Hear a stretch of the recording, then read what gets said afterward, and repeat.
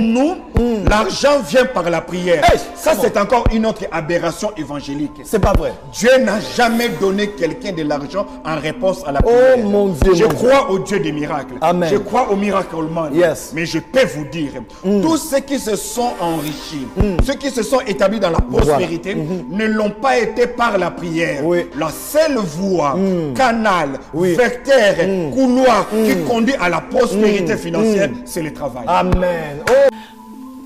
Au moins, moninga na yo waza na vidéo, votre vidéo. Moninga na yo pembe. Na on va nous répondre bien ce qu'on boit. Jusqu'à ce que vous allez commencer à éviter de dire n'importe quoi et le mettre à la disposition des chrétiens. Puisque parce que sont extraviés bilo quoi, papa tala makamba lobi. Papa tala makamba lobi. Moninga na yo avandi pembe ni wana, beni in. Habibi saki batu mbongo na baposha, il avait travaillé. Tu veux que je te cherche la vidéo de ton ami on a prière. Donc vous êtes assis à deux pour vous contredire et jouer avec les chrétiens. Vous serez lapidés à la porte de la ville. Continuez. Maintenant, vous avez cherché la guerre pour manquer du respect au Dieu vivant. Eh bien, il ne descendra pas. Il vous enverra les gens qui vont vous montrer vos aberrations de l'église du futur. N'a sentiment plateau, je suis en train de te dire, cher prophète. Au moment où l'église du futur, oh Dieu, oh waouh, tout le monde a confirmé le cola. Regardez même ton égérie. Qu'est-ce que au sentiment là,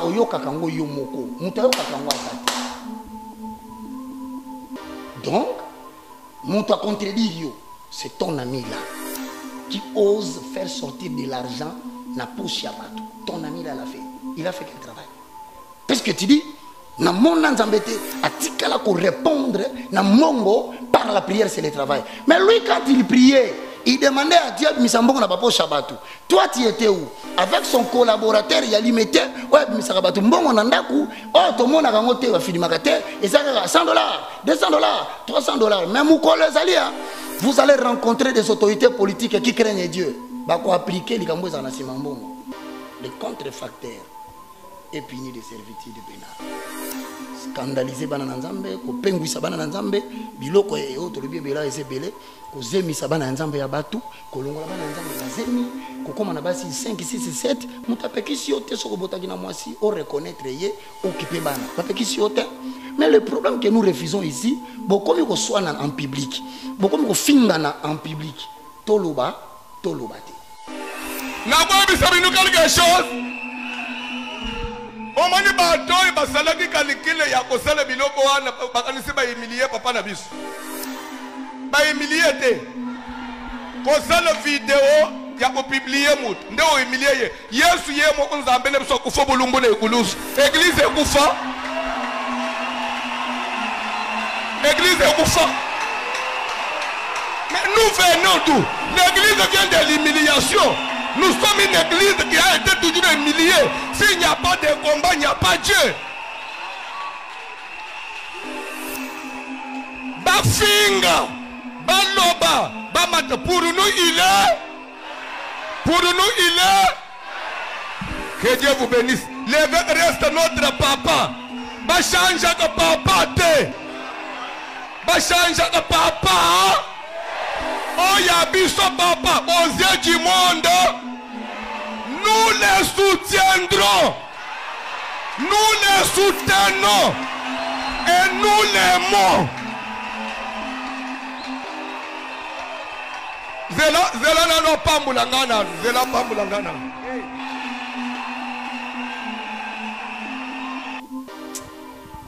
On a regretté. Au nom de toute l'église. Na sengi nzamba yokela yo mawa po na ebite mabeni nzamba ko sala yo na mabi yo sali. Donc likambo biso monaki kezaki ya lokuta montage outi ko confirmer yango na ba propos na yo kezaki ya solo. Olobi est-ce que église et ko panza na posaleli moto vidéo obimisi mutakala na ye biso to ba keza lokuta mais yo so confirmer bisoake donc kezaki ya solo pour la kisabiso kezaki ya solo ozupe une vérité universel ya mutakala ya Jésus. Jésus ba mutakala te. Jésus ba ina lingwanda. Et puis lingwanda ya Jésus magite pona kanke hôtel. Ezaki pona lobiko ya bato. Au comparer un être mortel à l'immortel sans majesté le roi de gloire les lys se dévalaient, la potasse se défoulons, les silos d'Israël, les rejetons de la postérité de Jacob. Oh Adonai, yo kela tata o kanda mbelo bomi kaka na shero na tangazoloba. Donc, posons les fondements aussi de ça. C'est un flatteur.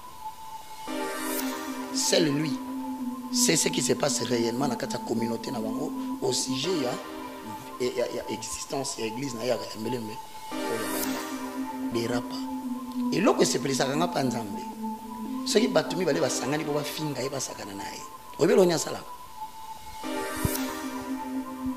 À soi, ça va, on y va aller. Pour dévoiler les secrets, on va s'engager. Je te promets, un jour, cet homme deviendra l'ennemi numéro 1 de son père. Mais va continuer ça.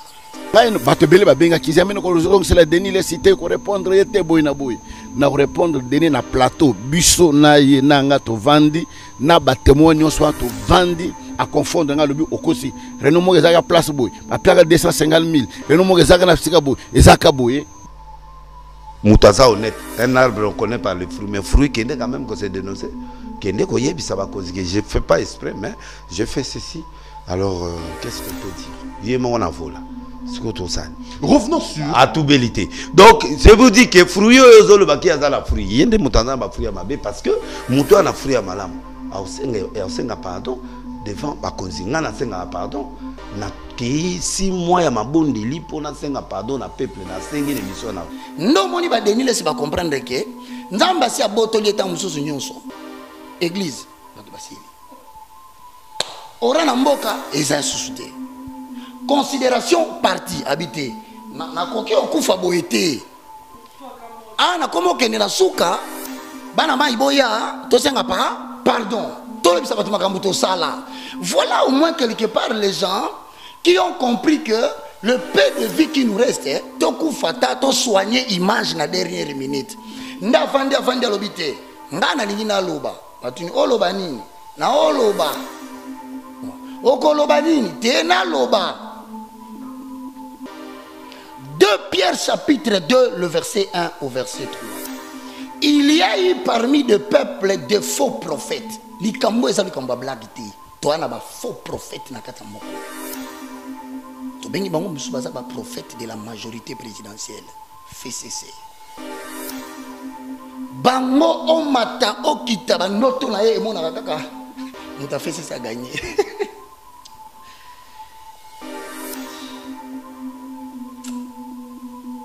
Konsekana ngeza ya pasi.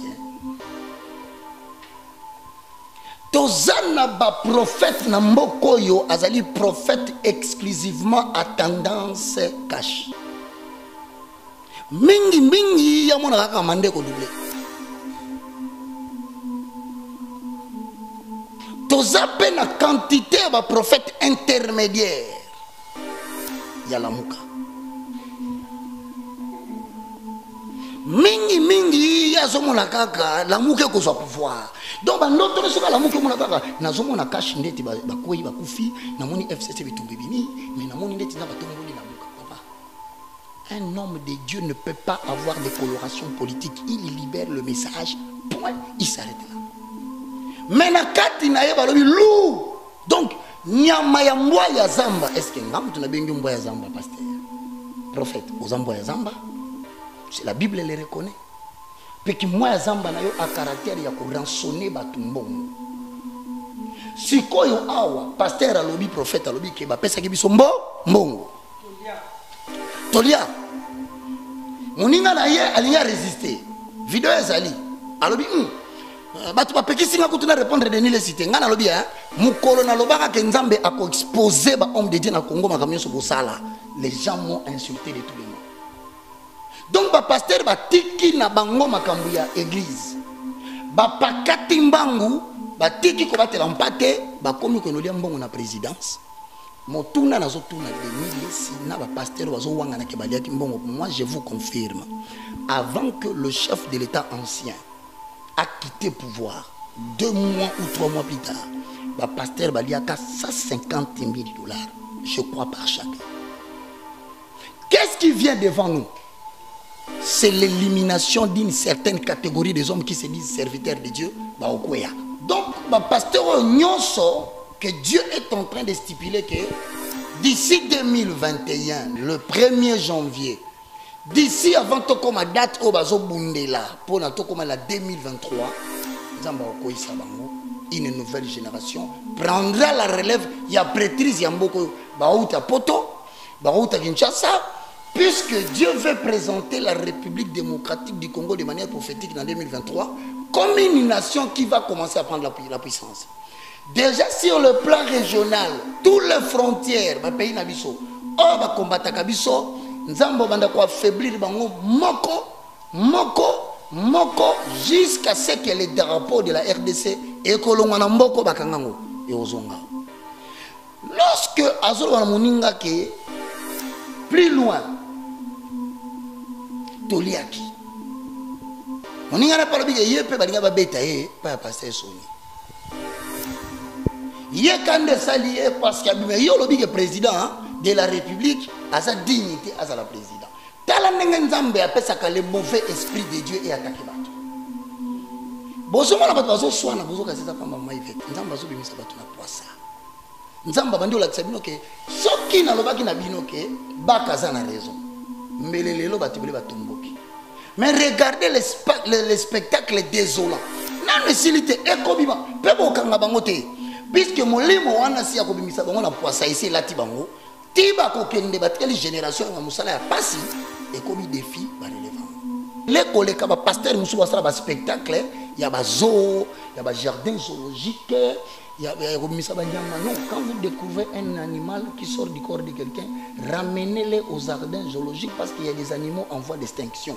Protéger l'écosystème. L'olema tozo prévenir ba pasteur ya jardin zoologique.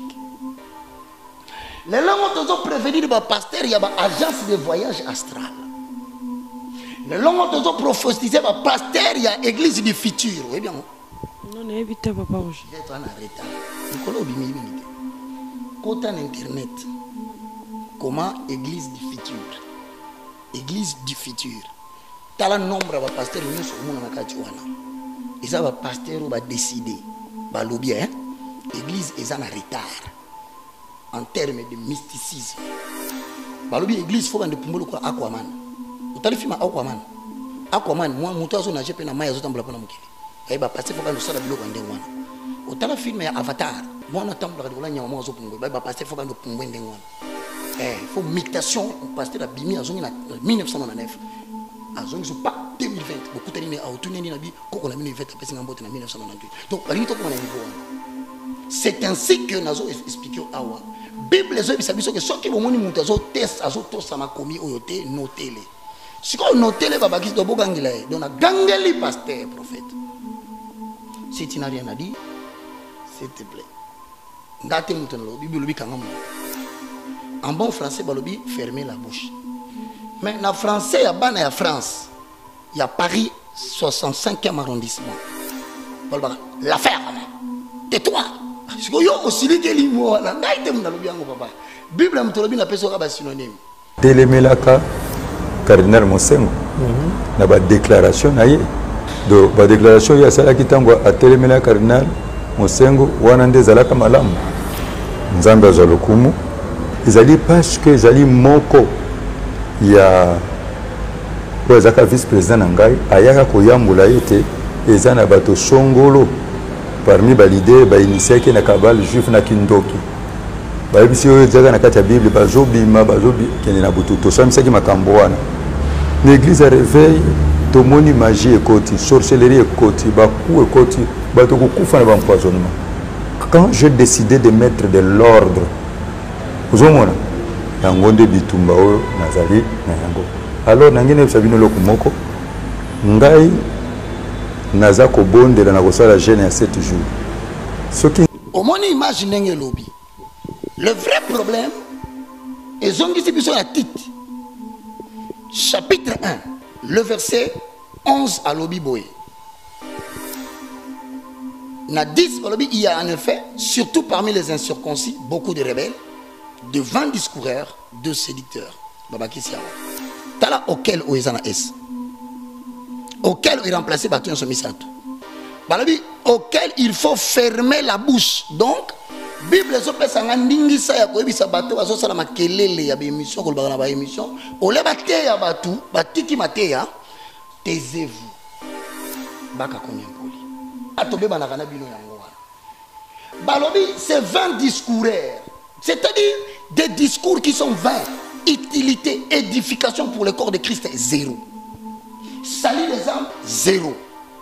Imposer les mains sur le malade, les malades seront guéris, zéro. Chasser les démons, zéro. Mouta bénéficier dans le discours azate. Balobi maintenant petite il faut leur fermer la bouche.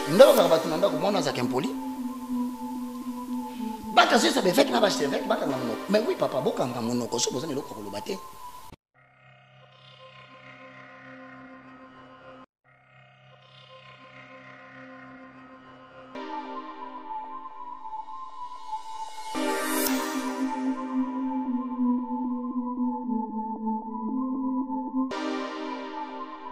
Voilà, désormais, c'est Yvette Kalombo, votre humble servante. Désormais, chez IVK News ouvre ses portes pour vous, pour tous les opérateurs économiques, tous ces commerçants, vous aurez vraiment besoin de la publicité. IVK News a compris ça sous confiance. Pour tout ça, événement mariage, deuil, tout ça, nous avons besoin que LK, na IVK News, Robin Abisso, na plus de 143, 82, 40, 37, 47, 046 plus de 143 82 37 47 046 voilà les numéros il y a bureau il y a IVK News nanu ezalate na IVK News donc to fongoli ba porte na biso pour la promotion il y a ba produit na bino pour la promotion il y a ba clip nabino pour la promotion, il y a Oyo Bozali. Donc c'est maintenant ou jamais. Écrivez-nous, appelez-nous plus 243 82 37 47 046. Toko lobe labino, toko lobe la événement nabino, toko lobe la clip nabino, toko ça la promotion. Bas spot nabino, donc c'est maintenant. Écrivez-nous, appelez-nous.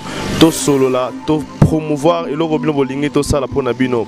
Donc c'est votre humble serviteur Freddy Soki. Donc to bengi bino boya belé. Check, c'est IVK News.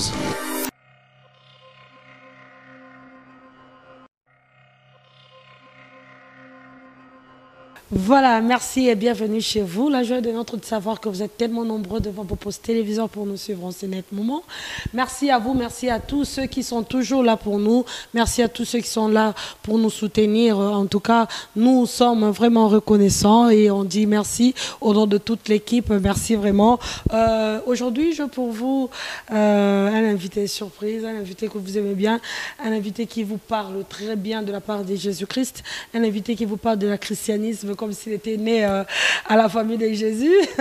Sans plus tarder, on va dire bonjour à notre invité d'aujourd'hui. Bonjour Papa Roger. Bonjour ma tendre maman.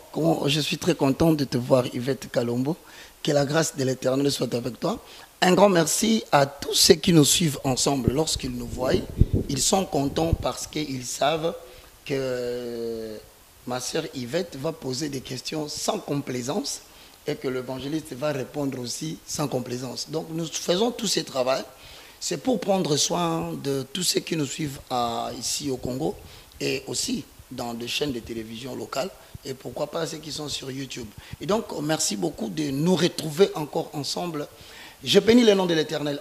Mesdames et messieurs, je suis très flatté d'être le moindre de tous, mais qui va tenter de répondre aux questions selon la grâce que le Saint-Esprit nous accorde. Veuillez trouver dans cette émission un support qui vous permet de cogiter autour des problèmes qui sont en train de ronger aujourd'hui le corps de Christ et quelle est la compréhension spirituelle que nous pouvons avoir de tout ce que nous allons dire. Que Dieu vous bénisse. Voilà, merci beaucoup à Papa Roger Baka, notre évangéliste, le moindre de tous. De tous les hommes de Dieu. Oh là là. On ajoute les galériens. Donc, oui. dans souvent, dans les bateaux, dans ces bateaux, il y avait des gens qu'on appelait des galériens. Les galériens sont les personnes qui sont assis au fond du bateau. Nous sommes dans le pour bateau et tambola. Nous sommes des galériens. Si on a une bateau, on a un bateau place bata vieille puis bavandi. On a la vente de kuna na se place makala ezali. C'est au moins vitesse ya navire bandi ko diminuer to zu makala to bandi su ko boa kapo bateau zonga makasi. Bateau ngo sikoyo nde évangile au tozoteya bato basepela likolo mais biso na c'est soki tomoni ke mbulungane bandi kokota faut kopelisa makala sikoyo nde pesaka bato na ndako kokanda yango napesi yo conseil eza ngai te mutu napesa kokanda eza vérité ya Bible peut-être mutu kopesa kokanda alors ça la séparation entre vérité nangai parce que moi je ne suis que les galériens les porte-parole. Voilà, merci beaucoup Papa Roger Baka, l'évangéliste le moindre de tous. Avant de commencer notre émission d'aujourd'hui, nous avons tout dans nos questions pour écoute ça va te belle confusion, va te belle baye barango penzate, baye bara vérité nango te nanga moropé. Nanga moropé na kati en tout cas dans na moi confusion et sikango. Papa Roger Baka, yebisa biso lelo ba congolais nyonso ya monde entier, pe monde entier mo baka ba congolais te. Papa Roger Baka, relation ni nous ala nango na général Sonika Futa Rockman. Ah, merci beaucoup, que Dieu te bénisse na sepeli na mutuna o mingi parce que de toutes les façons il y a aussi ba confusion les akamingi. Il y a des gens qui cherchent à savoir en réalité pasteur Roger Baka yé assemblée la wapi. Pour biso te bi que tatane ya molimo ndenge balobaka na Kinshasa ezali révérend Sonika Futa Rockman que je salue. Bon, pour la petite histoire qui va me prendre peut-être une minute ou deux. Évangéliste Roger Baka Azali, membre de la grande communauté ecclésiastique Le Messager. Le Messager, Ezali, 4 messagers prophètes, au Babimaka, na cité des anciens combattants, juste après le mouvement, il a fait pas contre Zambé Malam. Bazoben a bon le 4 musées. Bango 4 wana, nde basala église Le Messager. Ezali, na cité des anciens combattants, vers Barré. Ensuite, to longo wana to ekokota na makutu nzelo e mataka Delvaux avant comme dans village. Kunande nazaki baptisé papa Luzolo si je ne me trompe pas. Kunande na yokoli kosambela mama nanga azako sambela kuna. Biso nyonso zo sambela kuna. Mutu nyonso avandi na mbinza na ngaliema aibi assemblée Le Messager. C'est alors que na ekokuta na pasteur Sony pour le fait que période wana balongola ka batuna misala na radio télévision armée de l'Éternel.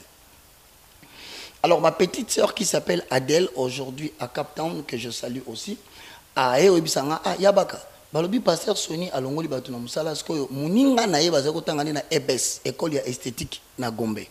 Alobi yabaka bazoluka ba Jean kendo sala test soko au réussir au travail na yope. Bon, na kepe na sali texte wana na aussi ça anglais. Na De Young Leader School, na lycée Tobongisa, non loin à centre supérieur militaire. Na sali test na ngana kotaka na radio télévision armée de l'Éternel comme un présentateur d'une émission anglais. Rapidement, pasteur Sonika Futa a détecté talent nanga, il y a télévision, il y a présentation. Bon, comme j'étais déjà à l'université de Kinshasa et nesiko petit à petit a comment découvrir que il y a une certaine particularité, une dose unique qui a connaissance biblique, n'est-ce pas à rapprocher davantage pour que là, comme animateur principal, il y a vision naïe. Comme pour dire, dans la mission nanga, mais quand il a une activité à caractère public, il me communique la vision. Moi, j'entre dans la pensée de la Bible, j'explique les choses pour préparer les gens à la rencontre de l'événement. Notre travail Tina Nenge. En 2006, il y a une radio-télévision du groupe L'Avenir, RTGA. Non, c'est une erreur grave. Je ne suis pas membre de l'armée de l'Éternel, mais je suis un élément qui a travaillé en particulier avec le révérend Sonika Futa, que je reconnais qu'il est parmi les personnes qui ont détecté talent, opportunité, il y a exprimer talent dans la télévision en toute liberté. C'est pourquoi partout où je passe, je ne manque pas de lui dire merci. Et d'ailleurs, pour l'information de certains, s'il y a des pasteurs aujourd'hui, na Mboka Congo, oyonga na solakane na téléphone, abengi ayambi. Sokaza pour ça bengi nga pe na sololi. C'est le pasteur Sony. Donc il n'y a aucun problème, nous allons bien. Mais père spirituel, c'est une erreur. Moi, je suis membre de l'église Le Messager. Ah ok, voilà, merci. Vraiment comprendre yango. Papa Roger Baka, il y a un problème qui se passe dans l'église Corps du Christ. Problème, il y a pasteur Kankeza, Mwanambo. Ouais, oui, le révérend pasteur. Peut-être que détail. Les lois commis à archevêque. Puisque le cas là, c'est là qui vote. Révérend Sony a commis évêque national. Il va penser que titre de Moussous. Bon, histoire de montrer qu'il a commis un peu au-dessus du général. Ah, ok. Mais c'est un titre qui n'a rien à voir avec le ministère chrétien. Il y a un pasteur de Ephésiens 4:11. Donc, nous avons mis sur le malheur. Ok, mais le problème c'est que avec le pasteur Kankeza Manambo et pasteur Sony Kafuta, Boyo Kanyezate, pareil, parce que il paraît-il, je ne confirme pas, qu'il y a eu un complot pour destituer pasteur Sony Kafuta, président, il y a Corps du Christ. Effectivement, il y a un problème qui se passe. Comme la Bible le dit, pour moi, je pense que Postila au Batubayo Kangona nous bien. À chaque génération politique correspond une génération, il y a sacerdoce qui accompagnent dans l'exercice de leur fonction politique. Je voudrais dire tout simplement aujourd'hui que les gens comprennent que à chaque fois qu'une génération politique s'élève, ils ne s'élèvent pas seuls. Comme ils ont reçu de l'Éternel un don de gouverner, il leur faut l'intelligence, il y a participer à un conseil secret de l'Éternel pour aider dans la prise des décisions pour gouverner Mboka. Donc, avec le président Mobutu, si je ne peux citer que ces noms, même quand tu parles de l'autorité politique, peut-être qu'il est en train de me suivre, je le salue. Au qu'on remarqué, nous avions déjà des gens comme le pasteur Sony Kafuta Rockman, qui était déjà là comme prêtrise. Ne croyez pas que le président a autant de combo. Kabila père, quand il est arrivé, c'était la même chose. Prêtrise Morebando Solanaï. Prêtrise Wana, c'était entre autres le pasteur Coutinho Fernando, le pasteur Sony Kafuta. On passe. Même temps où Kabila fils aïe, lui au contraire, a collaboré na bango ebele kutukoleka. Entre autres, je suis désolé, on ne sait pas recadrer la vérité. La vérité. Et pourtant, on va travailler dans le cadre de l'église de réveil au Congo comme étant une interface avec l'État. Ça veut dire quoi? Quand l'État prend des décisions sur des affaires qui engagent l'avenir de la nation. Maman Fobo Kamakambo, très bien de l'enquête. Lorsque le gouvernement ou l'État ou le président a une décision sur les matières sensibles de la nation, il consulte les différentes confessions religieuses. Tous en a 5 ou 6. Si qu'on responsable nyonso aya ka sa point de vue naie et par conséquent azwa kapé ba désiderata ya l'État pour faire comprendre la population et la cette église. Nous avons l'islam représentant la bango akuta na kana bakonzi. Nous avons l'église kimbangiste représentant la bango akuta na kana bakonzamboka. Nous avons le représentant des églises de réveil akuta na kana. Les représentants des églises non dénominationnelles, non conventionnelles, bakutanaka. Église catholique, bakutanaka. Batuwana na tangelo bakombo. Eza batu oyo, tant musubo ye bakati. Makamu musubo ya komona na mboke peli moto, baye bakango avant. Puisque basolo laka déjà avant, l'État a ça les gam. Donc, eza la élection, bango baye baka. Eza bani ba repousser l'élection, bango baye baka. Alors, à un moment donné, c'est la prêtrise qui préside à la destinée d'une nation. La question est de savoir pourquoi pasteur Sony, révérend, et la révérend Albert Kankenza, Bayokanité. Au moment où so moni likolo zo ningana comme des vagues. Yebaka vague bomona likolo. Eza mukie. O ezo sala manase a muzindo ya kosakalate so ba kitisho na vague wana okufi. Donc ba bazo digérer mo makambo bomona koswana parce que ba yibi vraiment vague wana eza nini te. En réalité, nous allons avaler les rouleaux. Nous allons poser les fondements. Chapitre 1, le verset 10 à 11 et le Bible. Il y a en effet parmi les circoncis. Ezali na boye katikati na batu ba kata mangenga. Donc ba kombo la tangia wa ba pasteur. Ba benga bango ba circoncis. Non pas quant à la chair, mais circoncis quant au cœur, en accord avec Romains chapitre 10, le verset 9, je paraphrase. Si tu confesses de ta bouche le Seigneur Jésus-Christ, si tu crois dans ton cœur que Dieu a ressuscité Jésus d'entre les morts, tu seras sauvé. Jean 1, 12 à 13 confirme que tu deviens enfant de Dieu, non selon la volonté du sang, ni selon la volonté de la chair, ni selon la volonté de l'homme, mais selon la volonté de Dieu. Maintenant, la Bible dit dans 2 Corinthiens chapitre 5, le verset 17, si quelqu'un est en Christ, il devient une nouvelle créature. Maintenant, le fait que tu es devenu une nouvelle créature, il y a des gens, oh, on a dit ça pour la yemoko. Bo forcer à comme pasteur était ataza moyembi botikaye ami bikisa yemoko. So yebo comme forcer à comme pasteur pas ko bikisa bato akobomisa bato.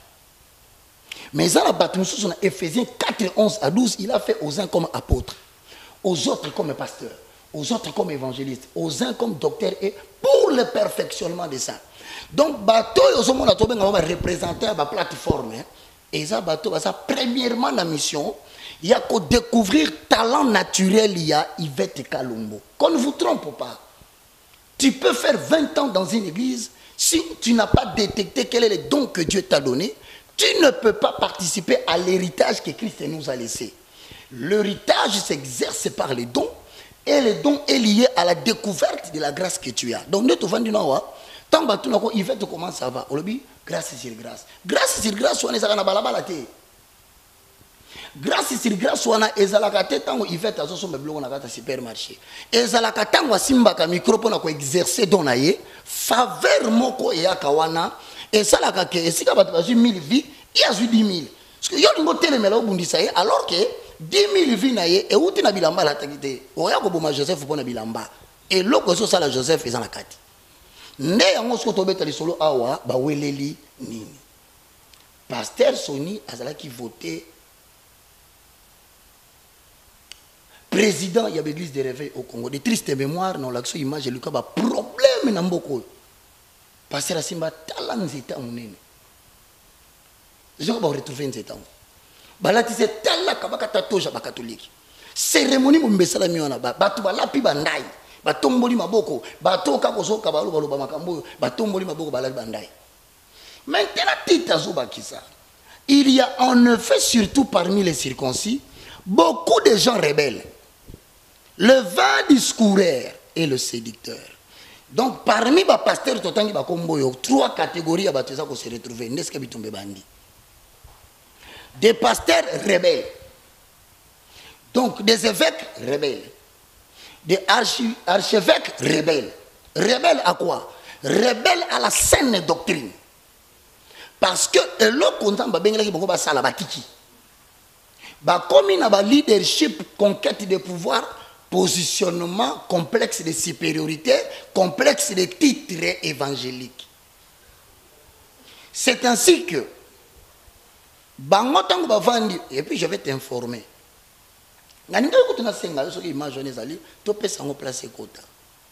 Place pasteur Oui, nalingana le vent coûte après sur c'est ça qui n'engana senga Freddy Soka balancer les biso image ya pasteur Soni Kafuta né azolo né azo confirmer qu'il y a deux pasteurs au bakota magie Freddy Soki banani penza ou bazolo ba makambo mabe ezangai na pese exemple yemoko prédécesseur nangai Albert Kankenza mwana mbo na période moko bo a telemelaka cardinal Mosengo na ba déclaration na ye do ba déclaration ya sala kitango a telemela cardinal Mosengo wana nde zalaka malamu nzambe azalokumu ezali parce que ezali moko ya ko zaka vice président na ngai ayaka koyambula yete ezana bato songolo parmi ba leader ba initié na kabal juif na kindoki ba bisi oyo zaka na kati ya bible bazobima bazobi kende na butu to samisaki makambo wana l'église a réveil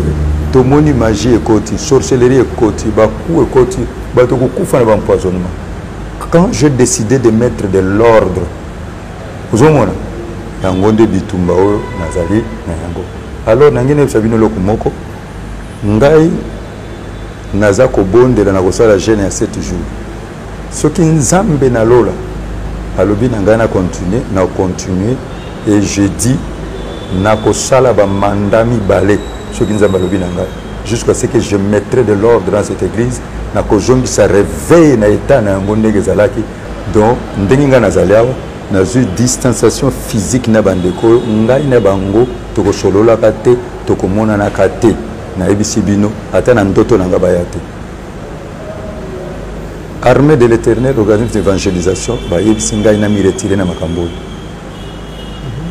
mon père spirituel ayebisi ngai na mi retiré na makambo oyo je suis encore fort j'ai cette onction là naza évangéliste ozona na malamu pe na kozongisa bapapa nyonso ya réveil ozomona tozongisa église na biso na identité na yango na valeur na yango yeba ke loup akoki kolata poso ya brebis mais azali brebis te rôle na ezali ali ya brebis mais berger nde abomaka loup nayebisi bandeko oyo basalaki communiqué wana batuki nzambe ils ont blasphémé contre le Saint-Esprit.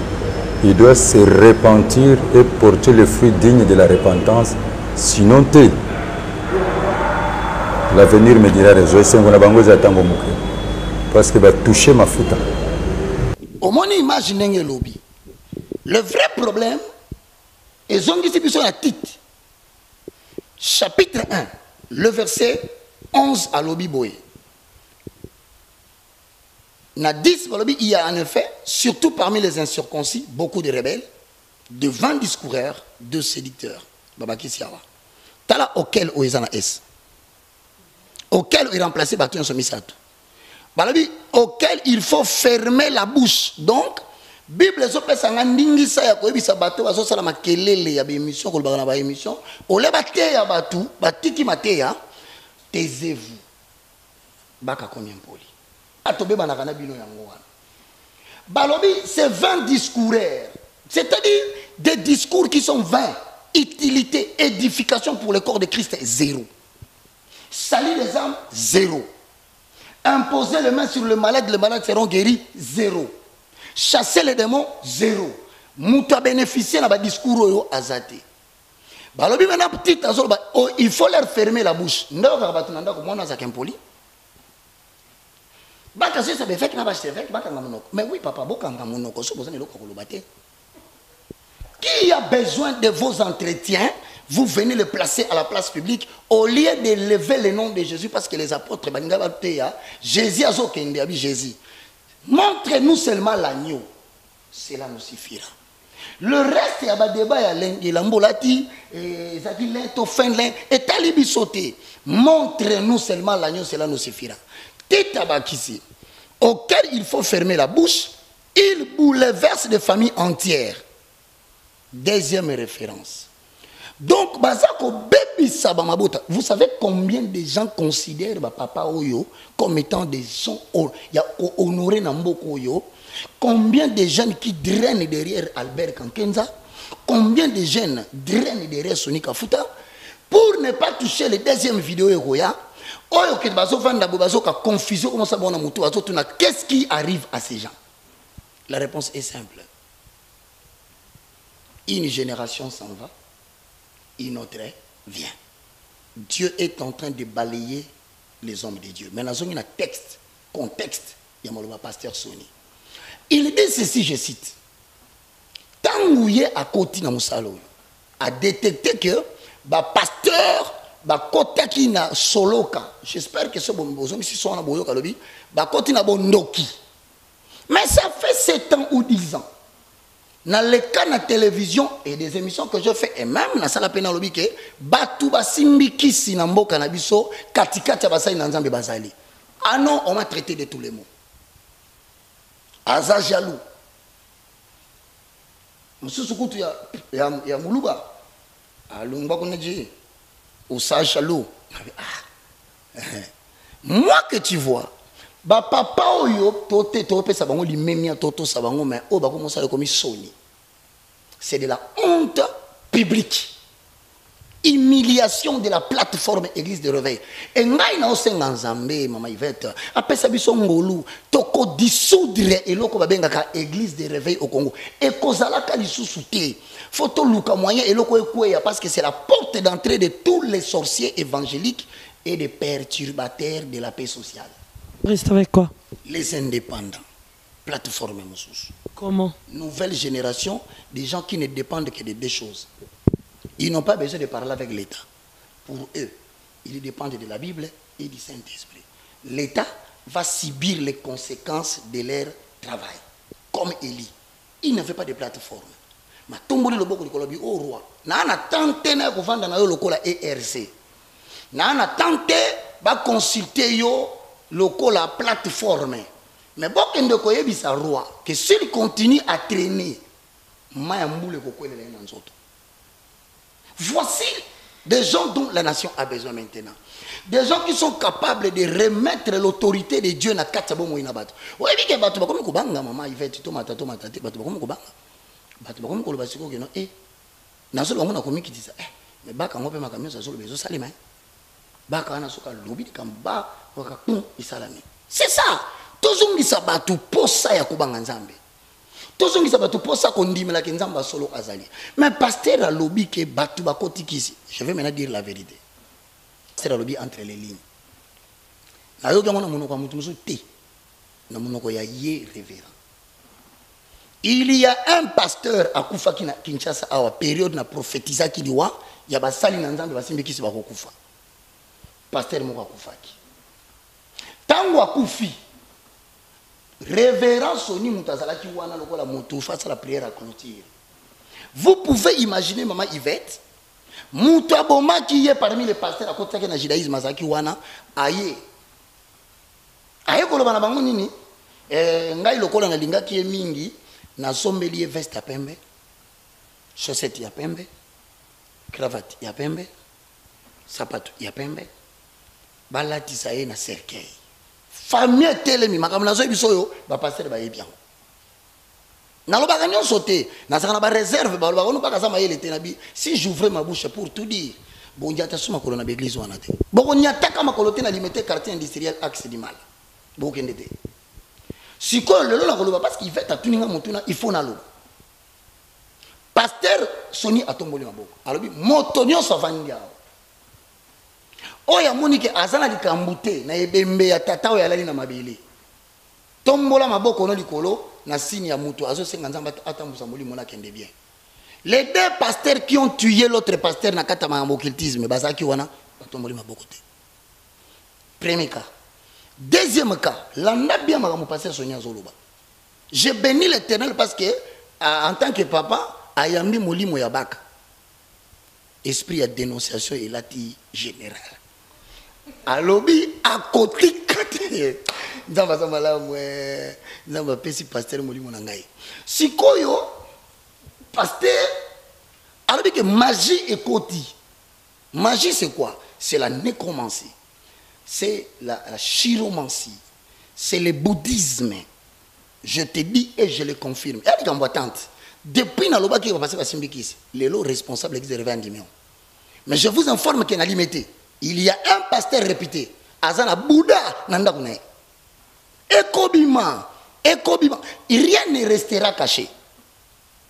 Bouddha na yo, Ekobima, bakoye bayango. Mais maintenant, comme révérend l'obiango, nana fingi révérend, nana l'obélier mabe. Sikoyo, le vrai problème, ce n'est pas ça. Le vrai problème, c'est que naebisa kibino ke ba pasteur oyo, ba kutanakana ba politicien. Le problème des élections de 2023, il a parmi les problèmes au Moni, les lettres à partir d'aujourd'hui, le révérend Soni est destitué. Je ne suis pas dans leur conseil statutaire pour ceux qui ont droit au salon autotech. Mais vous n'avez pas remarqué que l'élection de Malonda, et ça que juste quelques jours après, pasteur Sonia, c'est monsieur belé, église catholique, dénoncé hier, dénoncé Albert Kankenza suspendre. Il y a des choses qui se passent en bas pour l'élection 2023. Et maintenant, le peuple fixe le regard sur les politiques, alors que, tirer la ficelle, disant que bandimi o bazaka ya biso. Dit bandimi bazaya nani? Qui vous dit que biso za bandimi na bino? Pour que beaucoup misa biso la plateforme, yoka siko eloko zo kamisanga. Pendant que bazo bunda wana, nazo yoka siko yoke ba créer au conseil des églises de réveil. Telle place église de komi. Église de komi na ba au conseil. Siko ba longoli ba ngonyo so mibale. Po ba katolika mbwana ba nommé pasteur la na bandal ba kayawa. Godé. Yenda komi président. Il y avait l'église de réveil na au conseil. Donc baba qui s'est communiqué na tanga qui je le salue en passant avec tout le respect que je vous dois. Alobi azali interface exclusive entre l'église et l'État. Donc bozo wele la nini na ba titre boke na ngwa. Siko soki église mbongo bimi na l'État. Bani ba sala likamuna l'État, ba benga sonité. Ba benga archevêque té, faut ba benga epo yende président. Ce qui peut likambo ye matata et peli moto. Yenda za na droit likolo na bango. Ozomona etikali siko place moko etikali. Lokola basi déjà au conseil des églises de réveil, c'est que etikali au chérubin des archanges des Tebakende. Partez, laissez-nous, vous n'allez plus faire d'autres mandats. Bokende kakapo sonyo go kisi biso ba jeune. Yango to la conférence moko to lancer mikolo yo dénommé la responsabilité de la nouvelle génération face au scandale des vieux prophètes. C'est pour dire autant. Ba pasteur wana ba bunda, bazo bunda pour l'intérêt de l'évangile. Il y a des intérêts dans la kati wana. Personnel? Bien sûr, personnel. Tu sais qu'il y a des avantages ba futaka oh l'État paie sa l'église. Est-ce que vous savez que l'État donne des subventions à les pasteurs dans les 8 Natanga. Et des bisous.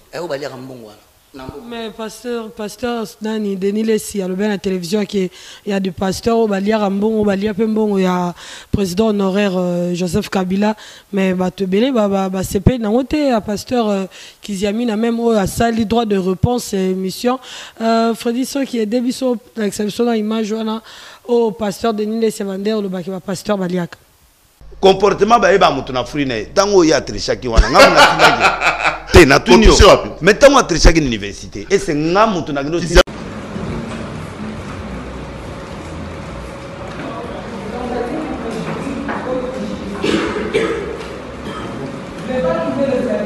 pas c'est abonné au la code yo sala université code yo tangate code na bien yem tabane université yo tangana université ngana tangana lumbasi université code nini ba bio ya ba prof na biso makasi wana ba yebi na tout na code nini c'est la base na abi code ça qui c'est 11 droit coutumier c'est 11 mutu a rappelé bitala kuna nde yangwana donc yo confirmer que ça qui ne tricher l'examen mais ba tu ba monite conflictuel pourquoi on connaît la réponse donc yemo centre tricher nini tricher nini deuxièmement yaki na TV au président Tangate les alliés passent na mawana mboka na biso de voir qu'ils ne vont être dirigés par les gens qui n'ont pas eu même les bacs.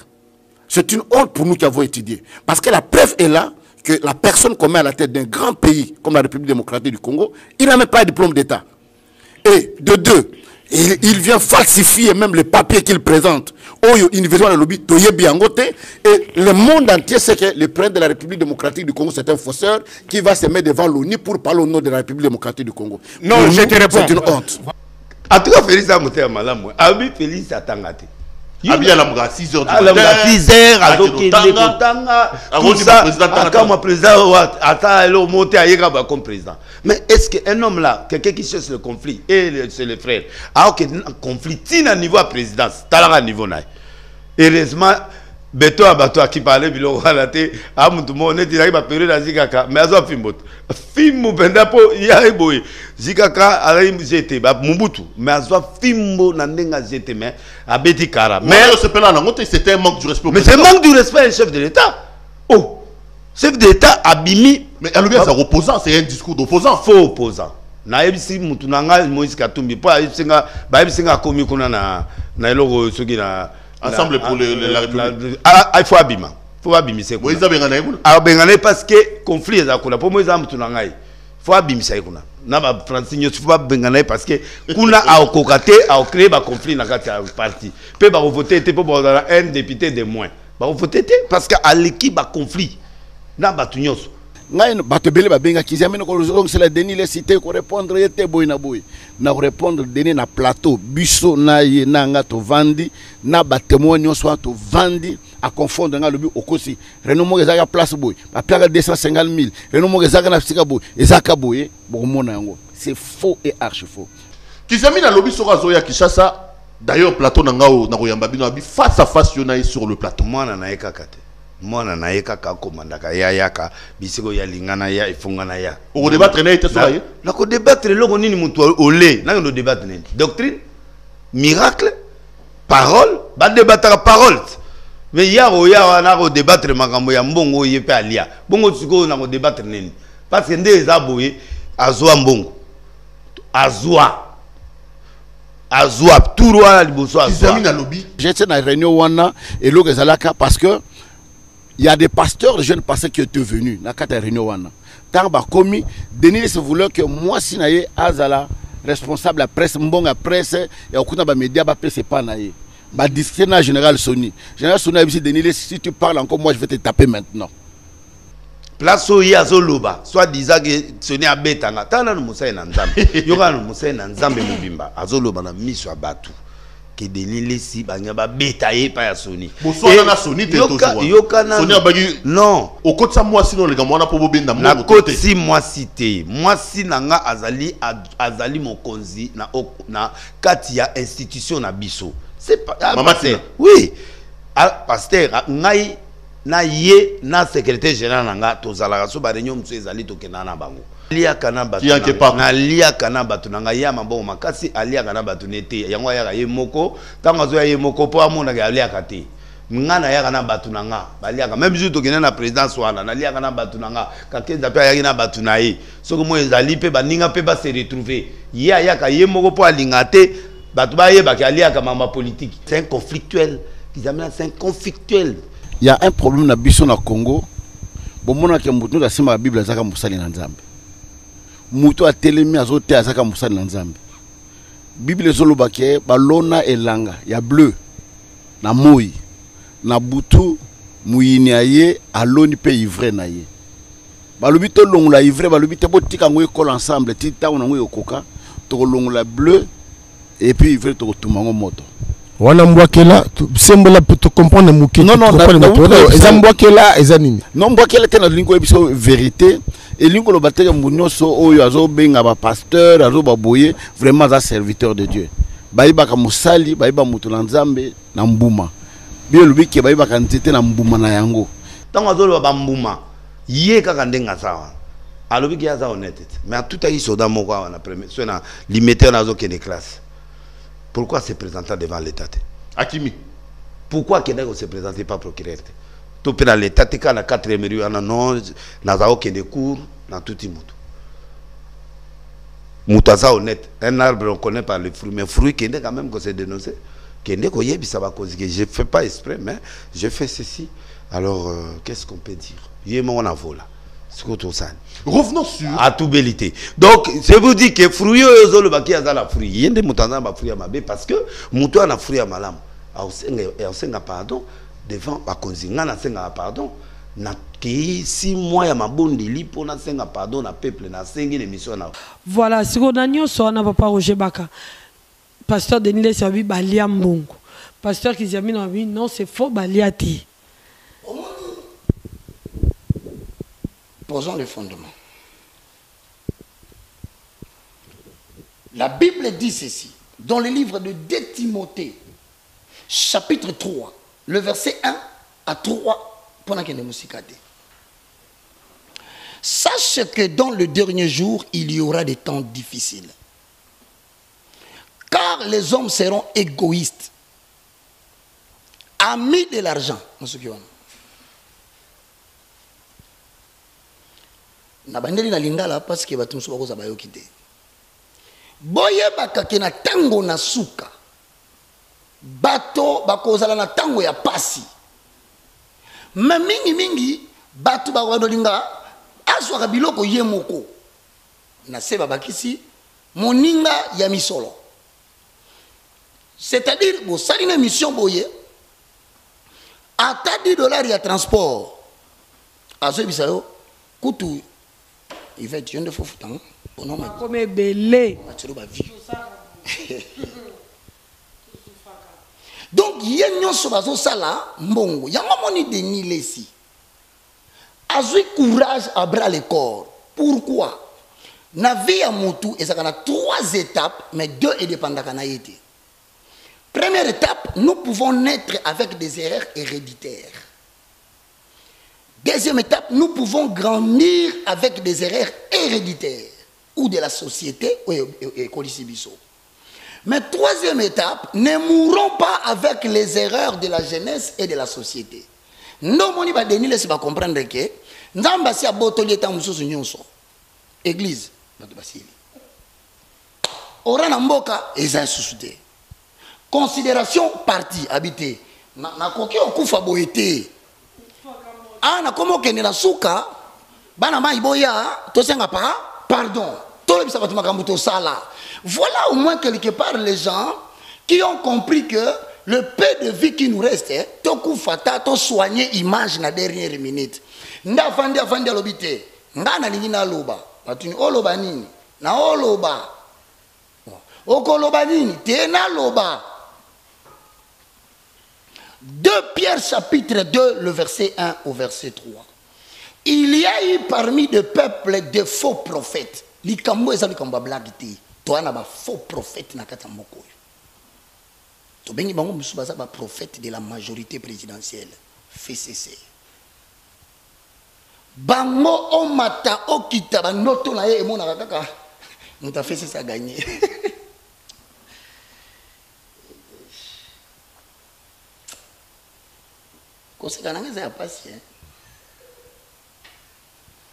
Tozana ba prophète na mbokoyo azali prophète exclusivement à tendance cash.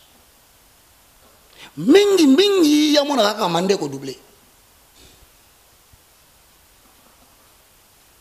Tozape na quantité ba prophète intermédiaire. Ya la muka. Mingi ya zomona kaka la muke ko so pouvoir. Donc ba noto soka la muke mona kaka na zomona cash ndeti ba koyi ba kufi na moni FCC bitumbe bini mais na moni ndeti na ba tomboli la muka papa.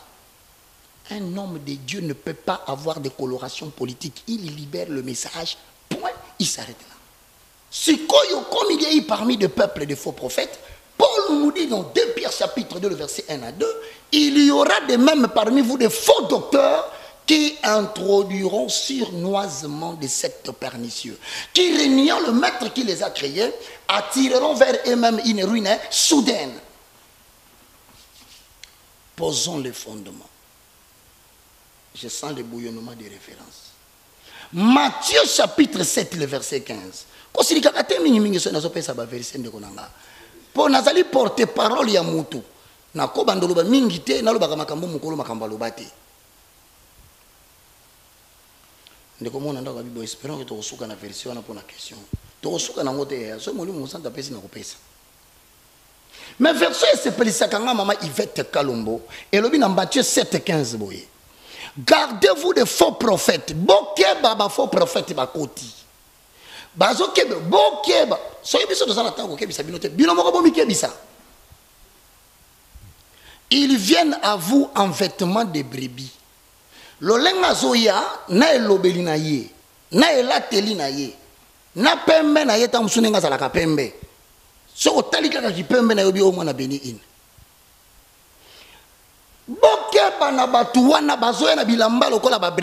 Nous avons des jeunes faux prophètes dans ces pays qui ont emboîté les pas pour pérenniser les aventures de faux prophètes.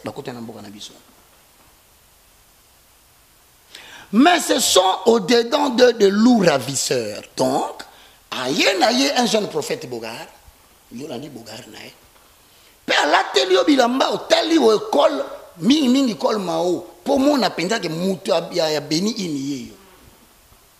Mais na kati na ye balobi lou. Donc nyama ya mbwa ya zamba est-ce que ngam tu na bengi mbwa ya zamba pasteur prophète aux mbwa ya zamba C'est la Bible le reconnaît. Puis que moi zamba na yo a caractère ya ko rançonner batu mbongo. Sikoyo awa pasteur alobi prophète alobi ke ba pesa ke biso mbongo. Tolia. Moninga na ye alinya résister. Vidéo ezali. Alobi batu ba pekisi nga kutuna répondre de ni les cité. Nga na lobi mukolo na lobaka ke nzambe ako exposer ba homme de Dieu na Congo makamyo so bosala. Les gens m'ont insulté de tous les mots. Jour na tombola musapinabi, ainsi dit l'Éternel. Ézéchiel 34. Biso to kolemba ba verset hein. Ba verset to kopesa. Soki osiliki luka Bible mususu te akabatu po. Tozo comprendre bino te comme ka to komolanda bino. Ézéchiel 34 alobi boye. Mama nanga. Je suis vivant, dit le Seigneur, l'Éternel. Parce que mes brebis sont au pillage et qu'elles sont devenues la proie de toutes les bêtes des champs, faute de berger. Parce que le berger ne prenne aucun soin de mes brebis. Donc, le pasteur va tiki na bango makambuya église. Ba pakati mbangu, ba tiki ko batela mpate, ba komi ko nolia mbongo na présidence. Moi je vous confirme, avant que le chef de l'État ancien a quitté le pouvoir, 2 mois ou 3 mois plus tard, le pasteur Baliaka 150 000 $, je crois, par chacun. Kaka ba bozo tanga ba kombote, na bandambu ba bomba na limité. Kota poids lourd. Mais vous comprenez que l'État est zobati. Pouvoir en place baba zobati. Ce qui va opérer ça va passer un bon ba yebi que ba ko wanga na lobby ba garda ka ba image. Maman Yvette, tu peux t'imaginer. Ba pasteur ba zwa ka mbongo ba liaki tuna sikoyo ba liaki mbopona nina ba ndio pesa ba hypothèse de travail. De l'élaboration d'un projet de recherche. Cours dispensés à l'université de Kinshasa, faculté des sciences économiques, 2e année de graduat. Les hypothèses sont des réponses approximatives qu'il faut vérifier pour les confirmer en thèse. Bien, on est beau vérifier. Ce qui va aller à Kimbongo, soit, c'est parce que il fallait-il faire taire certaines personnes qui étaient contre ce qui allait se faire à cette période-là? Point d'interrogation. 2. Est-ce pour accuser le jeune pasteur ou les autres pasteurs qui s'opposent à ce qui voulait se faire? N'a pas service spécial dans le renseignement? Point d'interrogation. Tolia Kimbongo, est-ce pour endormir la population avec une prédication dont la thématique viserait de désintéresser la population de la vie politique? 3. Bolia Kimbongo, oh, bah, solo. Était-ce pour empoisonner des politiciens en leur demandant d'aller prier pour eux ou les opposants? Question mark. La Bible reconnaît que vous ne prenez plus soin des brebis de Dieu. Ole Soukawana, vous prêchez les gens des choses que vous-même vous ne pratiquez pas. Il est écrit dans la parole de l'Éternel, tout ce qui n'est pas fruit de la conviction est péché. Moninga walia kimbonga moni que tellement va dénoncer. Et puis il y a une dénonciation ridicule. Préparez-vous, hein. Tout ce monde que vous voyez, moi, je ne sais pas. Je remplis mon ministère, je ne suis pas un homme parfait. Mais j'essaie de faire un effort pour rester attaché à la mission. Pour nous avoir un jour. Na lobi na batu na omona liwe zoya me na limete. Na omona liwe ya mutu moka munene papa. Na omona liwe mama. Na yekolo baki na omona suli liwe ba sena nzambe landani mingi. C'était dans mon émission en plus. Exactement. Tant que quoi, boum, j'ai reçu plus de 5600 appels. Il y a ministère parce que mon maman qui est makasi, na tanga ikombo na télé 50. journaliste étant à l'objet, c'est que tu as dit. La question se pose maintenant. Qu'est-ce qui vient devant nous? C'est l'élimination d'une certaine catégorie des hommes qui se disent serviteurs de Dieu.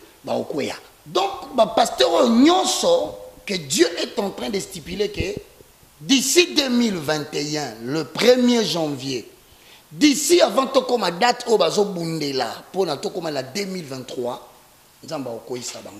une nouvelle génération prendra la relève. Il y a prêtrise, il y a beaucoup de poto, Kinshasa, puisque Dieu veut présenter la République démocratique du Congo de manière prophétique en 2023 comme une nation qui va commencer à prendre la puissance.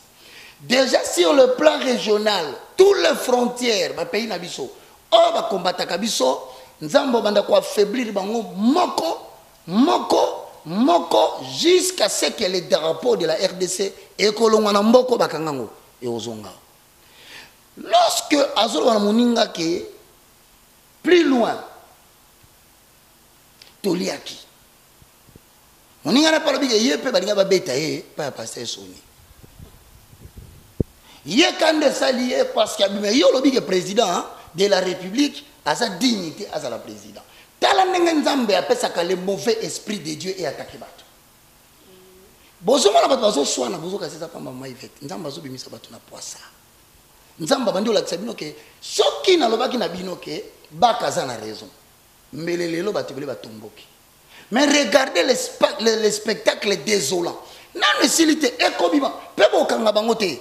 Puisque molimo wana si akobimisa bango na poisa ici lati bango tiba ko kende bateli génération ya musala ya pasi et comme défi ba relevant yé pa lobi na yeboye. Matthieu chapitre 7 le verset 16 à 17 wana mutazo lo bango pasteur Kiziamina, vous les reconnaîtrez à leurs fruits. 17 tout bon arbre porte toujours de bons fruits. C'est ainsi que na conclusion okoyoka na 22 bazoloba, plusieurs me diront en ce jour-là, Seigneur, Seigneur, n'avons-nous pas prophétisé en ton nom? N'avons-nous pas chassé les démons en ton nom?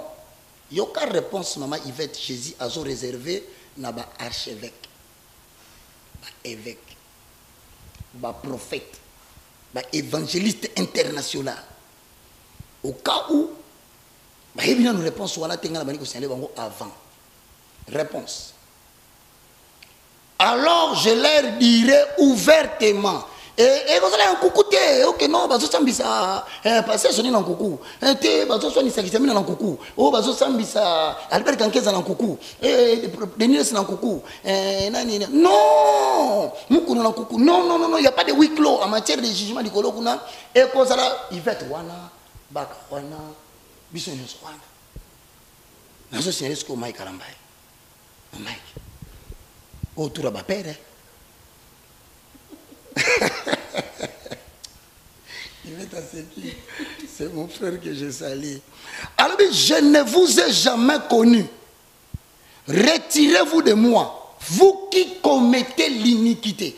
Donc pendant que biso donc on a papa oyo batu na Nzambe Zamba saki ko silika likolo pasolo bagé baza batu basala ka bondo kina excès iniquité péché sans limite. Il y aura péché sans limite. Wana mwasi na yo oke ko botisa mwasi ya mongemi. Osaka mwasi na yo pasteur o utiliser pouvoir na yo o boto di musicien ya église na yo mwasi o balié. Ozui cameraman na yo ndeti pasteur na ngai amina nga amina sens que tozaka côté moko na bandal aboto na mwasi ya cameraman na ye abaliye deuxième femme atiena ndako cameraman na filmer.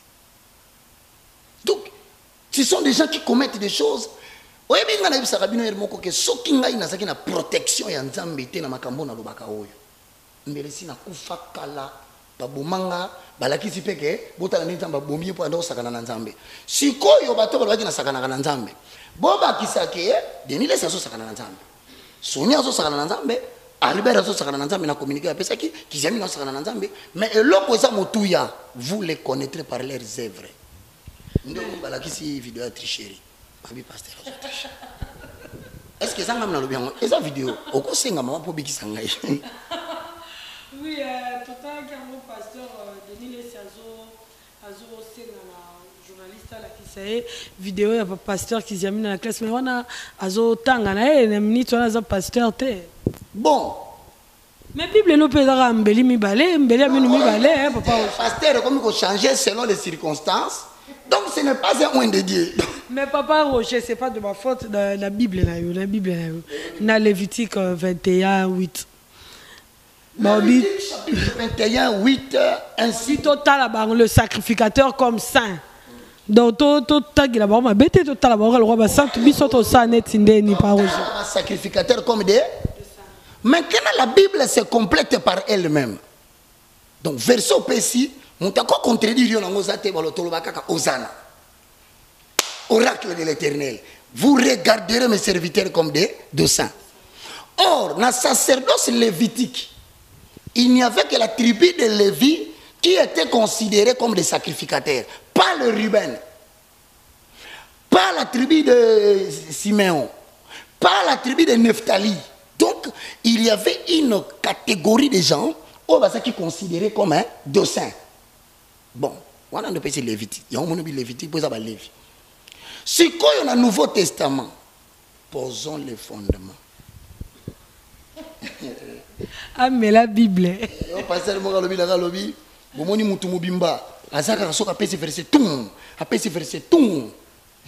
Na salué en passant, Mogishu, Mbote, et a Finga Kinga, le Bibaka, Mpoukou. La vidéo là, donc on n'a pas le temps de passer le temps là-bas. Si quand on est Hébreu chapitre 8, dans verset 8, tu sais qui est 13, pour que ne moulaïte. Parce que le pasteur, il est en tricherie, faut te zonger. Car c'est avec l'expression d'un blâme que le Seigneur dit à l'Église, à Israël. Voici les jours viennent, dit le Seigneur, où je ferai avec la maison d'Israël et la maison de Juda une nouvelle alliance. La Bible a souligné nouvelle. Nouvelle veut dire quelque chose qui n'a jamais existé avant. Donc, ce qui n'attend pas Lévitique, selon le message prophétique de la prophétesse Yvette Kalombo. Oh, il c'est quoi yo? Amen. Amen. Porte-parole des prophètes, après ce verset. Dans la minute, on a yambi en haut le corps de l'Ouanazam. Maintenant, il a complété en haut pour appeler son sens complet. Donc, ce qui n'attend pas Kalanzam, c'est qui changé.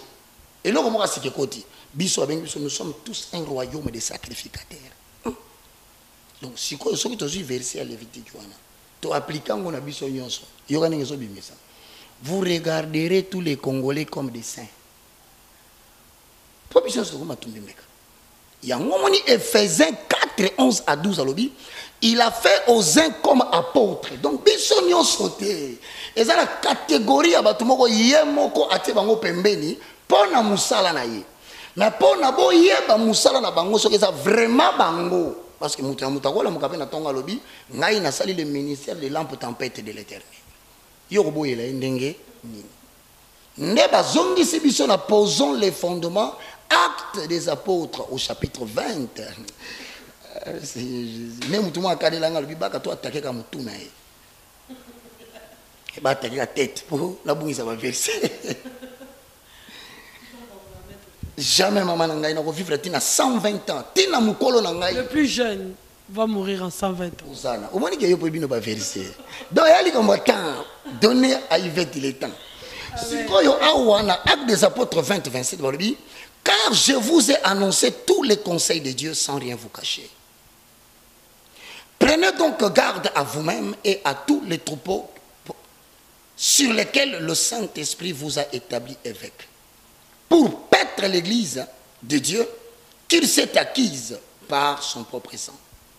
Je sais qu'il s'introduira parmi vous après mon départ, Paul Nazoloba.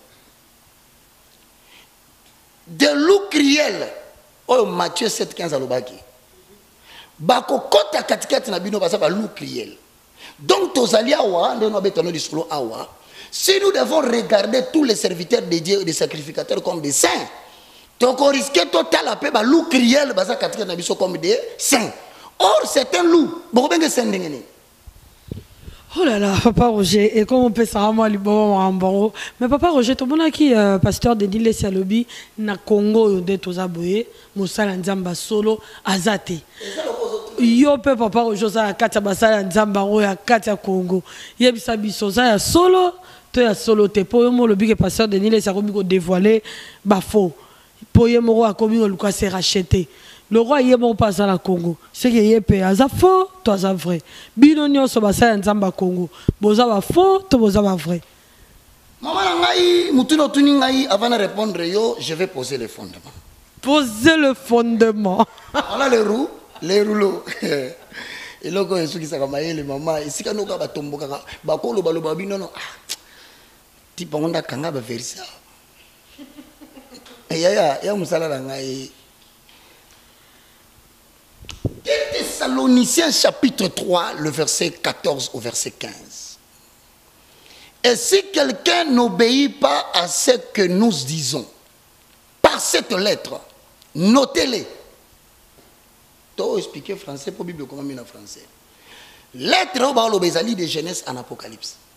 Si Paul a commis des Thessaloniciens. Abi ceux qui beaucoup na kati na mboka na bino mutu moko azo reconnaître que makambuto koma oezea solo.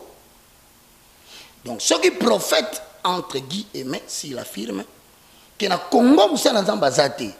Or Bible zoloba il a fait aux uns comme apôtres, prophètes, docteurs, évangélistes, pasteurs na mboko yo. Siko nzambe alobi ke atie batu na mboko yo. Mais yo lobi omoni mutute. Nana komi lokuta nzambe. Tala niveau ya manquement, il y a respect envers Dieu. Et là, on a outena qui continue à ngote. Si on respecte l'être on reconnaître que Nzamba zondi makatia basali na mboko yo. Même moi je le dis, il y a des hommes de Dieu puissants dans ces pays. Maman va les gagner TVT. Basala kabe mission te. Bazapena batu et belé koleka ba pasteur musu basala ba spectacle. Il y a ba zoo, il y a ba jardin zoologique. Non, quand vous découvrez un animal qui sort du corps de quelqu'un, ramenez-les aux jardins zoologiques parce qu'il y a des animaux en voie d'extinction. Protégez l'écosystème. Si quoi zongiawa, balobi notez-les, maman nangai. Français ou ebiso tozo yokola. Notez-les veut dire bogangela yi. Batuni aja mutute pour le bakemutazen poli. Parce que dans 1 Samuel chapitre 3, le verset 4, Samuel était encore petit, mais Dieu venait de lui donner les avertissements sur les sales comportements du sacrificateur Eli Nabananemi Bale Ofinina Fine. Or, baozo misuni ya ba sacrificateur na ne tumba mite. Or, musuni o na ne tumba mite anyama, c'est ça corps de Jésus-Christ. Motezopela, c'est la passion de la mort à la croix. Ce que tout le monde c'est que Jésus a atteint la mission, tout est accompli. Mais le quoi là-bas, sa fourchette, interrompre la mission de la croix. Jésus a dit Samuel, la Bible, il se rend coupable des choses qu'il ne comprenne pas. Bazako baby sa prototype, il y a la mort de Jésus-Christ sur la montagne de Golgotha. Nakobeta bango. Lobana ina prévenir yebandakala azoyokati. L'olanga tozo prévenir ba pasteur ya jardin zoologique. Le longo tozo prévenir ba pasteur ya ba agence de voyage astral. Le longo tozo prophétiser ba pasteur ya église du futur. Oui bien. Non, évitez papa rouge. Il est en retard. Nicolas Obimi mingite. Côté internet. Comment église du futur? Église du futur. Tala nombre ba pasteur nyonso omona na kati wana. Et ça va pasteur va décider ba lobby hein. Église est en retard en termes de mysticisme. Ba lobby église faut bande pumbolo kwa Aquaman. Utali film Aquaman. Aquaman moi muto azo na jepe na maya zotambola pona mukili. Ai ba pasteur faut bande sala biloko ndengwana. Utala film ya Avatar. Moi na tambola ko la nyama mo azo pumbwe. Ba pasteur faut bande pumbwe ndengwana. Faut mutation pasteur abimi azongi na 1999. Azongi so pas 2020 beaucoup tani a otuneni na bi koko na 2020 pesi ngambote na 1998. Donc ali to ko na niveau wana. C'est ainsi que nazo expliqué awa Bible zo bisabiso que soki bomoni mutu azo test azo tosa makomi oyote notele. Siko notele babaki do bogangila e. Donc gangeli pasteur prophète. Si tu n'as rien à dire, s'il te plaît. Ngate mutu na lobi bilobi kanga munoko. En bon français balobi fermer la bouche. Mais en français ya bana ya France, il y a Paris 65e arrondissement. L'affaire, tais-toi. C'est pour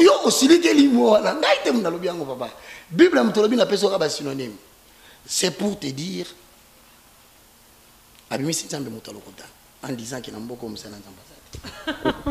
ok, voilà, Papa Roger, Nangeto Solamke, to simba un peu Makambuya, pasteur Mukuna, avec Mukuna, Azwaki Moba problème, Bakanga qui est na centre de rééducation et à Selemba ou Babengbo na Komba Makala. Après, tu as Bimaki premier dimanche, premier dimanche, il y a ACK, Mutatea qui connaît qui pasteur Voici l'homme. Voici l'homme, Mutatea qui. À lobby, problème, il y a problème où il y a qui papa nae.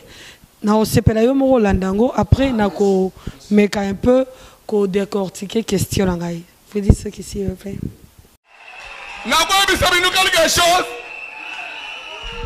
O mani ba toy ba salaki kalikile ya ko sala biloko wana bakanisi ba humilier papa na biso. Ba humilier te.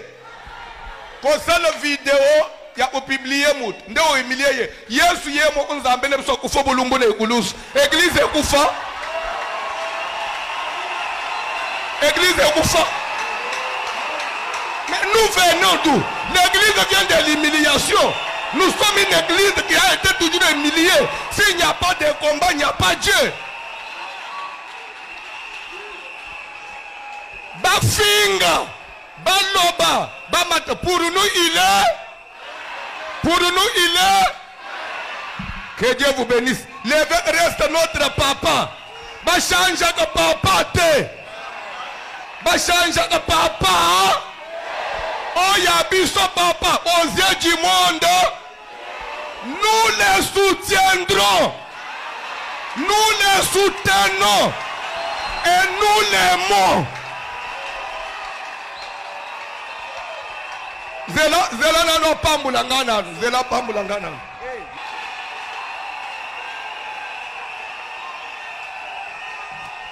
Voilà, mais ngana moni na totangi ka Bible na yo Papa Roger na Genèse 9 20 à 29 totali bongo makasi na evi ke yo na mutaba verset na banda ta muketi là comme à niveau là. Merci beaucoup. Genèse 9 20 à 29 to mon histoire à Noé. Histoire à Noé to moni bongo d'éduter à Noé zaki na deux deux volets. Voilà, merci Freddy Soki. Nudité à Noé, il y a deux volets. Nudité, on ne peut ça qui chame malédiction. Même nudité, peut ça qui chame na Jafet bénédiction. Mais tout le monde pasteur a le problème à nudité, à comparer nudité à Papa Naya Molimo, na nudité à Jésus-Christ sur la croix. Papa Roger Baka, selon yo, au code décortiqué à Ondeni. Ça ne m'a pas dit, Naïmba, papa n'a posé le fondement. Nzambe obwakisi Congo pona nini? Kolo pona ezobwakisa Congo.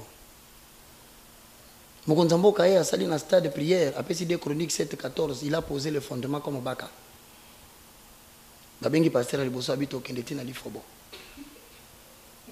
Babengi ya mibale akomi carnivore, lobi azoka posa soit président. Babengi ya misato lobi humela. Nzambe. Oh, imaginez ni Congo ezopesa na monde. Il y a des serviteurs de Dieu. Oh, aïe. Aïe. Aïe. Mokolo nini mbeka ekokwea na miso ya Congo. Kitendo ya noir ekolongwa mokolo nini ye. Lokola aveugle oyo amonaki bato lokola banzete aye salela Congo amona malamu pardon. Nudité ya Genèse ils en a deux volets. Opposer le fondement. Olobi vola liboso ezalaki lipamboli pona Sem na Jafet mais Mwana oyo ali baby. Cham azalaki maudit. Posons les fondements. Ça veut dire quoi? Lorsque Tata Nabango a Melaki Masanga, nul n'est parfait. Mais persévérer dans l'erreur devient diabolique.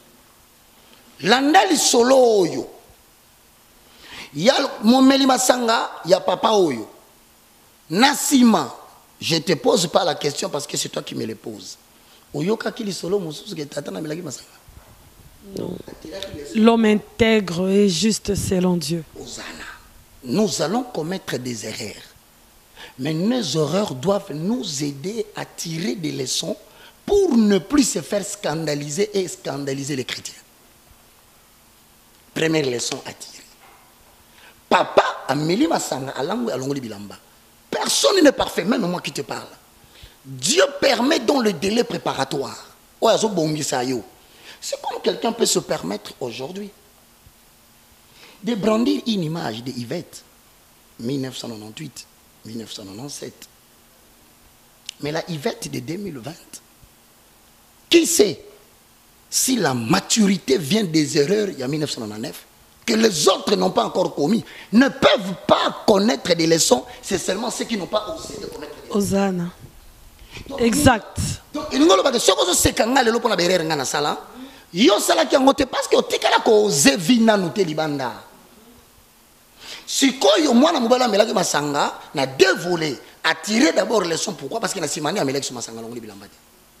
Donc les hommes de Dieu ne doivent pas nous embobiner, dire que ne touchez pas à mes oins, ne faites pas du mal à mes prophètes, pendant que tu répètes la même chose, bazo pekisayo, et tiki panayo, et zui oyo comme contagieux. Et l'on pana oyo, mutakala oyo bimi. Et kepa oyo, mutakala oyo bimi. Tout ça, tolobi kaka, l'erreur est humaine.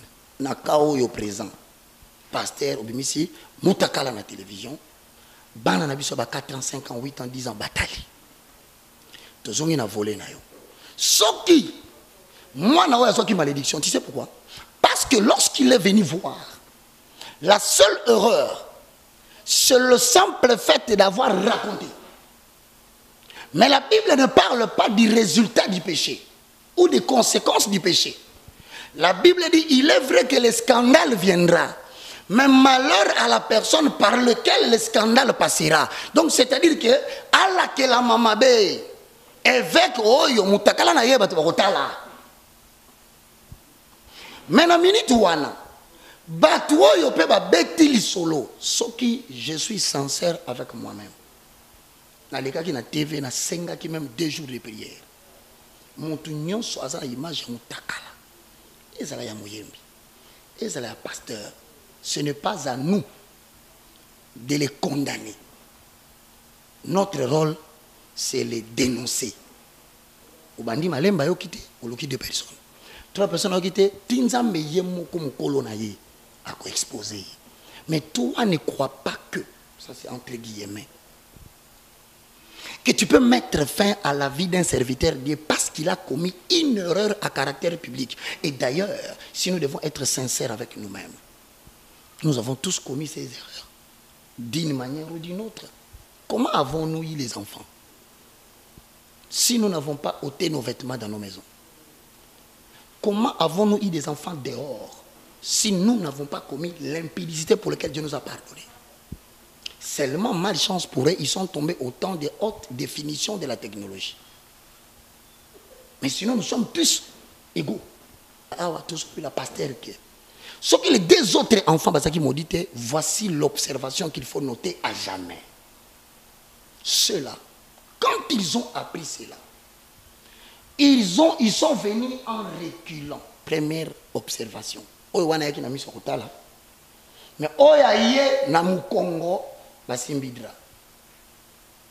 la différence entre le premier qui est venu voir pour parler, à la différence des seconds qui est aussi venu pour ne pas voir, mais pour aussi parler. Mais parler avec qui? C'est ça le problème. Tant qu'on va finir papa bilamba, papa baseli papa ti pongi ya kwiti sili. Nasima papa yemoko amoni ki na lala ki ne lambote. Nous devons couvrir nos parents pendant qu'ils sont en train de commettre des bêtises. Mais la couverture n'est pas couvrir ce qu'ils ont fait. C'est de prendre les vêtements que Jésus avait remplacés lorsqu'il a constaté que Adam et Ève étaient nus. Il les a habillés, mais il les a réprimés. Il ne faut pas caresser l'antivaleur. Mais papa Tuni Bango, nalala ki boité. Pendant que nalala ki boité, et l'ambo est matindengeni. Babité, bango mi balende bango papa biso mtomona kio. Mais ba rappeler que olangwa ki. Donc là, on a des bisous, papa réalisé ma belle. Je pense que Makambo Pasteur et Kalembele Mbalobi n'a regretté. Au nom de toute l'église, la sengi nzamba yokela yo mawa pour éviter ma beni nzamba ko sala yo na mabi yo sali. Donc likambo biso mona ki kezaki ya lokuta. Montage. Outi ko confirmer yango na ba propos na yo kezaki ya solo. Olobi est-ce que église et ko panzana po saleli moto vidéo obimisi mutakala na ye. Oh. Biso to ba ke za lokuta. Mais yo so confirmer biso ke donc ezaki ya solo. Pour la qui s'habille que ça solo, aux peut une vérité universelle. Il y a mutakala ya Jésus. Jésus m'a mutakala ta. Jésus m'a na lingwanda. Et puis lingwanda ya Jésus m'a quitté pour la kanke hôtel. Et ça qui pour la lobiko ya bato. Au comparer un être mortel à l'immortel sans majesté, le roi de gloire, les lys de vallées, la potasse des foulons, les chilots d'Israël, les rejetons de la postérité de Jacob. Oh Adonai, yo ke la tata o mawa. Kanda mbelo bomi kaka na cher on atanga zolowa. Donc, posons les fondements aussi de ça. 1 Corinthiens chapitre 3, les versets 12 à 13. Or, si quelqu'un bâtit sur le fondement avec de l'or, de l'argent, de pierres précieuses, du bois ou du foin, du chaume, de l'œuvre de chacun sera manifeste. Et nous allons voir qu'en 2021, Tito aussi dit ça. Il y a 3 mots qui risquer mon nom est pour venir et ningi simboka koto yo bato bazomona mwa côté le mesate koto mwa côté le mesate surtout ba pasteur ba kotaki na buzuba. En conclusion, on a gagné temps. C'est un flatteur. Seul lui c'est ce qui se passe réellement dans la communauté na bango au sujet il y a existence et église na ya melembe na oya bandala dérapa et loko se presa kanga panzambe. Ce qui batumi balé ba sangani po ba finga e ba sakana nae. Obelo nya sala. Aswali sa ba oni balé. Pour ba dévoiler ba secret. O ba ba sakana na nzambe. Je te promets un jour cet homme deviendra l'ennemi numéro 1 de son père. Mais va continuer ça. Moi je m'arrête là. Ok, merci Papa Roger. Papa Roger, avant de continuer, on se perd une image. Là, il y aura une image. Au moins, une image après Freddy, ce qui a aidé, et puis on se retrouve juste après.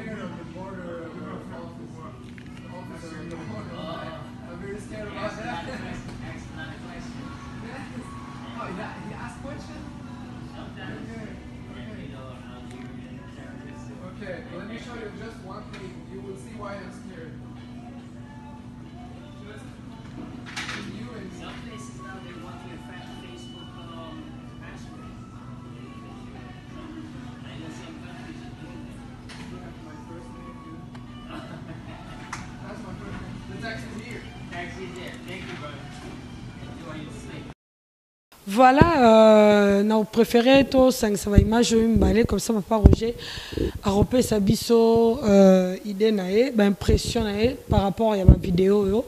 On sait la Freddy qui a la vidéo et puis on se retourne juste après.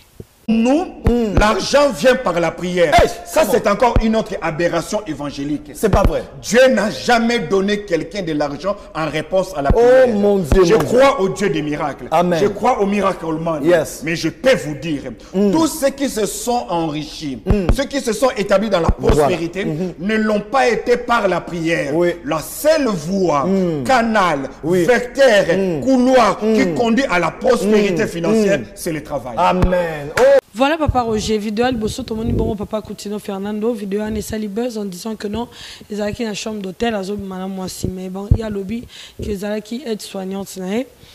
To moni vidéo mi balé, to moni prophète Joël Francis Tatou na prophète Silas obazol baké Nzambe apesa ka mbongo te, mbongo eutaka na musala. Papa Roger Baka, vos impressions. Merci beaucoup, j'aime bien eloko lobby nanga yo. Ouais, bi posons les fondements.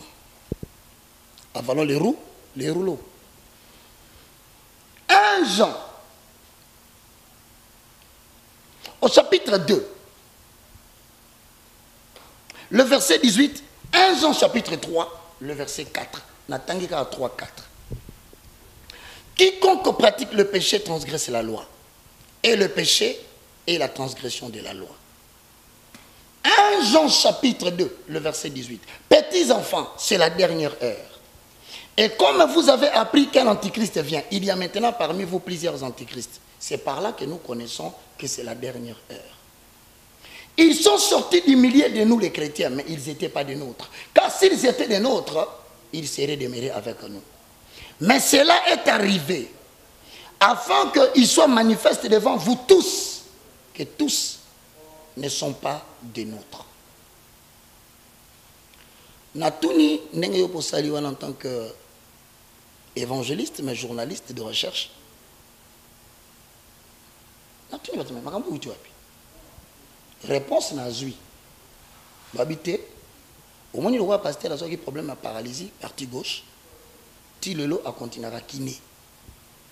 Il semblerait que Nabotel Mingue, bon, ça moi je ne le confirme pas, mais ngat na mona à Dubaï. Nabotel Mingi, ils ont un niveau où ils ont place de ça comme massage.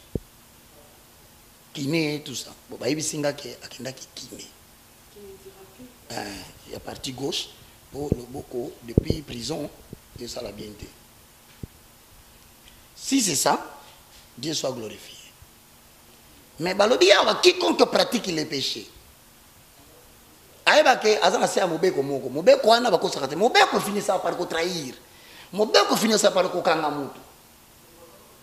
donc en bref, je considère l'opinion, c'est comme a dit, avec tout le respect, je dis, ezalakini bato balandaka biso balandi biso bato batosaka makambo tolobaka par la grâce ya ngolu na nzambo toza nango ya ko annoncer les oracles de l'Éternel. Tolobi na bino bandeko, nous croyons sans spéculer que le pasteur était parti faire le massage, il a parti à gauche parce qu'il était paralysé. Mais si cela n'est pas le cas, mieux vaut tomber entre les mains des hommes que de tomber entre les mains de l'Éternel. Puis ce sera quoi na maboko na ye, nani akokata likambo na yo po turo baka lobi po ete quoi na maboko bato. Que Dieu te bénisse. Deuxième image, Yasuka. Comment on va nani? Docteur Silas, na prophète Joël Francis Tatou. Nani na posé fondement moko. Poser le fondement. Ouais, bah tout. Vraiment, ceux qui sont maïl, ceux qui sont maïl. Comment quelqu'un peut oser prétendre, la Bible dit, ma maison sera une maison de prière. Vous en faites une caverne de voleurs. Voleur, c'est la profession. Quand toi tu dis que Dieu répond au travail, voler n'est pas un travail. Celui qui sort la nuit pour aller voler là, il ne gagne pas l'argent. bateau nyonso bakomi kobanga lelo parce que président de la République a dit non bakanga bango pona ba yibi bambongo ba bebisi bukangalonzo, ce sont des voleurs mais ce sont des travailleurs. Donc autrement, Silas veut me dire moi non à la prière, oui au travail. Mais si tout le monde doit aller travailler, il n'a pas fait la particularité. Ton syllogisme est général. Tu as émis la majeure, la mineure et la conclusion. Mais tu as oublié dans ton sens d'intellectuel que tu veux nous faire voir que yotanga mingi français mingi. Au bon sens que quand la majeure est générale et que la mineure est générale, la conclusion l'est aussi. Pasteur, prophète, s'il vous plaît, si tu n'as rien à dire, fermez-la. Quand mon oko, zila rima. Maintenant, nous avons Israël, pourquoi tu as la terre promise avant de travailler à cultiver la terre? Ni libéra qui est prière. Parce que Dieu a dit dans Exode 2, j'ai entendu le plaire. Comment tu peux dire que le travail est une fin? Le travail n'est pas une fin en soi. De deux, Abraham devient riche. Dis-moi le travail qu'Abraham avait fait, si ce n'est pas la réponse de Dieu à sa prière par rapport à la promesse de Genèse chapitre 12, le verset 1. Certainement, on peut évoquer verset 1. Nous apprenons parmi vous qu'il y a des gens qui ne veulent pas travailler. Et que celui qui ne veut pas travailler, qu'il ne mange pas non plus. C'est certainement l'argument la plus simpliste que tu peux donner. Maintenant, je vous promets, vous remarquez, avant de se concentrer dans le ministère, télévision, d'abord.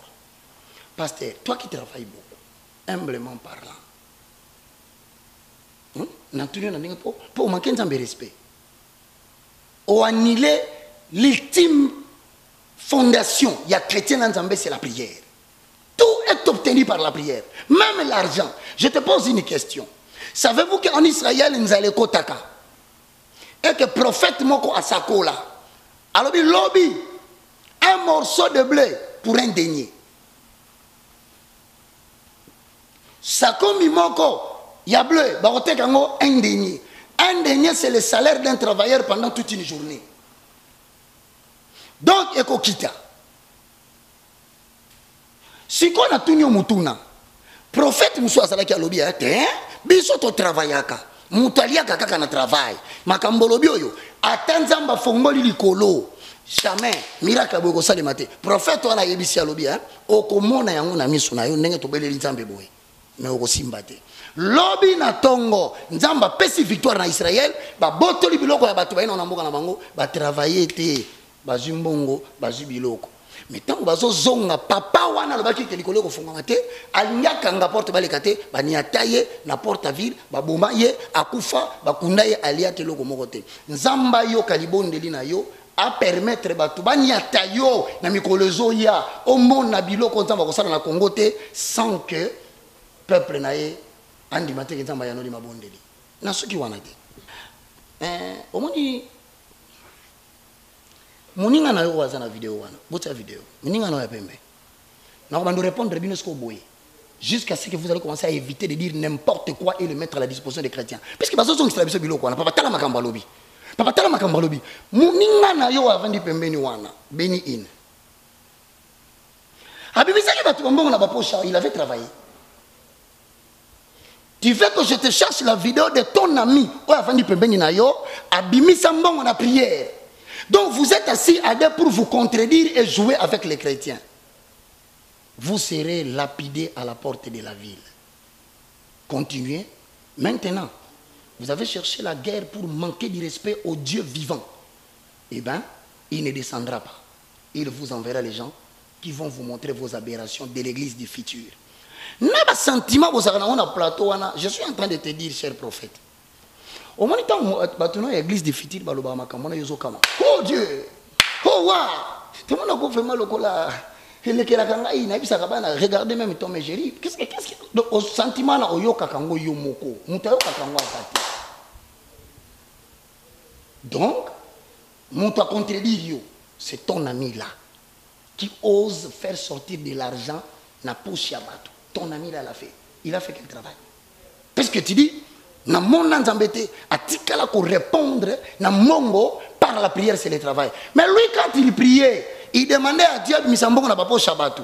Toi, tu étais où? Avec son collaborateur, il a limité, ouais, Misarabatou, Mbongo Nandaku, oh, tout le monde a ramoté, va finir ma et ça, $100, $200, $300. Même au collège, vous allez rencontrer des autorités politiques qui craignent Dieu. Bah, quoi appliquer les gambos en Asimambongo. Le contrefacteur est puni de servitude pénale. Scandaliser banana nzambe ko penguisa banana nzambe biloko e o tolobi bela ezebele ko zemisa banana nzambe ya batu ko longola banana nzambe bazemi ko koma na basi 5 6 7 mutapekisi yote soko botaki na mwasi o reconnaître ye occuper bana bapekisi yote. Mais le problème que nous refusons ici beaucoup ko soana en public beaucoup ko fingana en public toloba te nazaki musantu te mais nazalaki les poseurs du fondement face ya mutu moko pe botune pe mutuna yepe alobi il est écrit donc biso se vendre la kaka il est écrit au cas où tu étais fâché avant au commentaire à Mabi reconnais que je ne fais que être porte-parole de la parole. Que Dieu vous bénisse. Mais quand un message, cette génération politique qui règne aujourd'hui avec une alliance au pied d'argile va passer. Et les hommes de Dieu dont les noms ont jalonné cette émission, vous passerez avec ces gens-là. Dieu va construire le nouveau Congo. Que Dieu bénisse tous les peuples des Sion, que Dieu bénisse aussi la télévision et RB Télévision. D'ailleurs, on a une chaîne de télévision, la TNT. Et ils ont les sous Blue Sat. Nous avons négocié et on a un canal le plus. Nous avons travaillé dans un chômeur pendant 12 ans. Mais nous avons une télévision. Ce qui m'étonne, toi tu donnes des postulats, mais vous avez la radio. Vous avez la radio. Vous avez la radio. Nouvelle génération, levez-vous bientôt pour lancer plateforme. Tout dissoudre plateforme église de réveil. Les jeunes Congolais, il y a 7000 qui n'ont pas fléchi devant Baal. Il y a des tata qui soutenir vision. Il y a des mamans, des jeunes bandimi. Tout là qui s'est konzamboka ke batuyon so ba penguite. Beaucoup bando sakana na ba pasteur boité. Biso to tombola la voix de l'église. Maman Yvette Kalombo, que Dieu te bénisse. Une seule chose, que l'Éternel guérisse les malades spirituels et physiques. Si je n'ai pas eu le temps, Zambé a télémé la batte, nyonso na molimo bazo kufa na yo. Zambé a fongo la porte na yo en sorte que bazo finga yo. Baza la bateau yo na nkuku. Bako beta lisolo ya makamba minene nzamba zo sala na bomoi na yo. Au nom de Jésus-Christ. Pour tout contact plus 243 90 79 66 785 plus 243 90 79 66 785.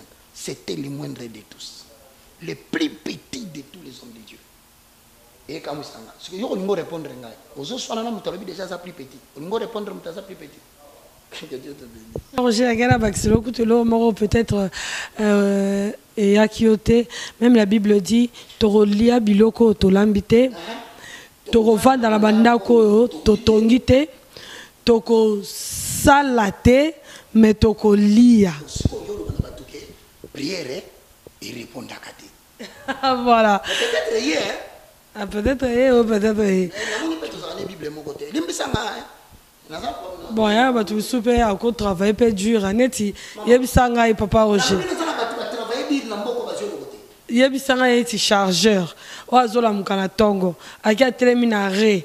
À la mouki 5 heures. Abele Zando. Bis mon pied 200 francs. Nabutu.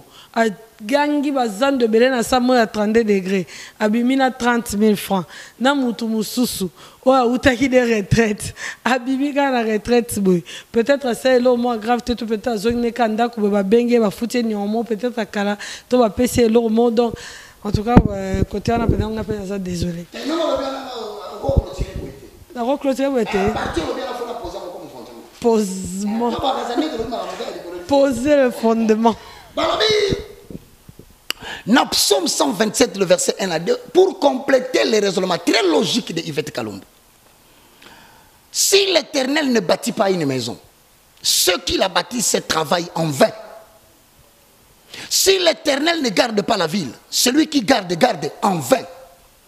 En vain, vous levez au matin pour vous coucher trop tard et manger le pain de la douleur.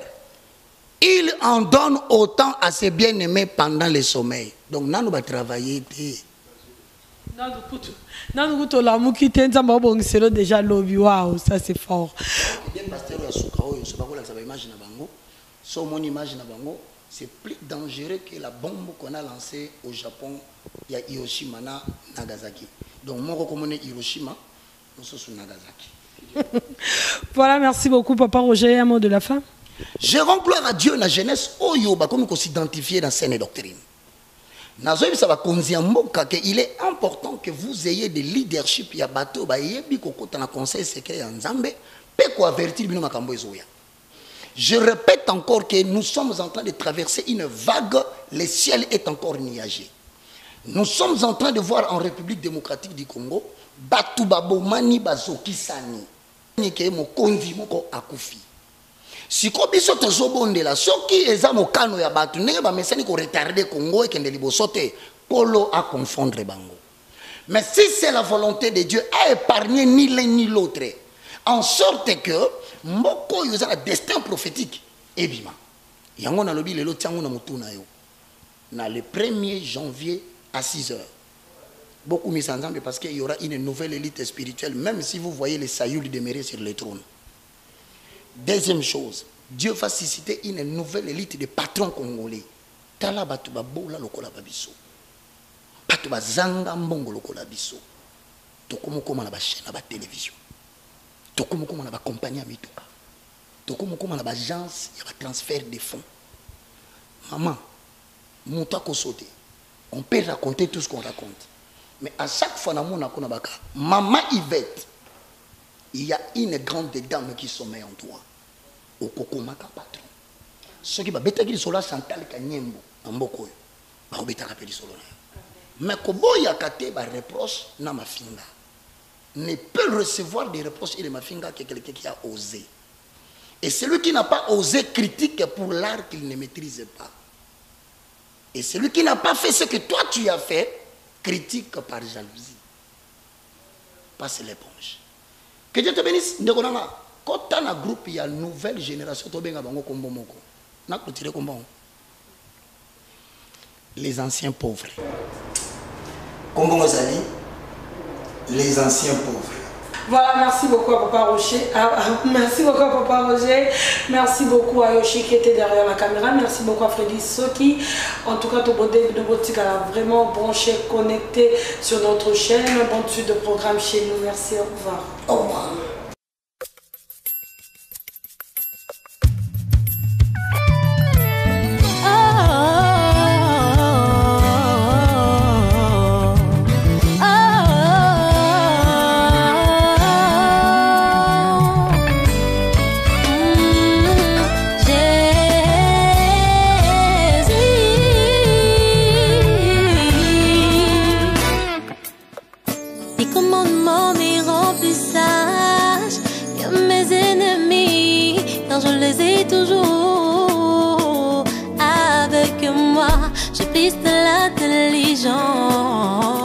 Que le vieillard, quand j'observe tes ordonnances, ô Père éternel, je retiens mon pylône de tout mauvais chemin, afin de garder ta parole.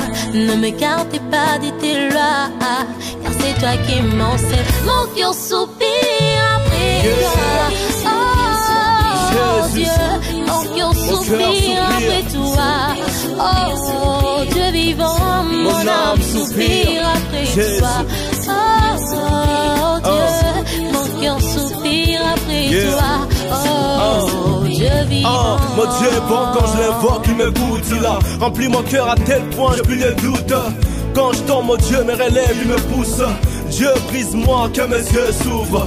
Dieu taille-moi, que ma bouche parle. Les aveugles voient, ils voient pour ta gloire. C'est pour les saluts des âmes que je chante.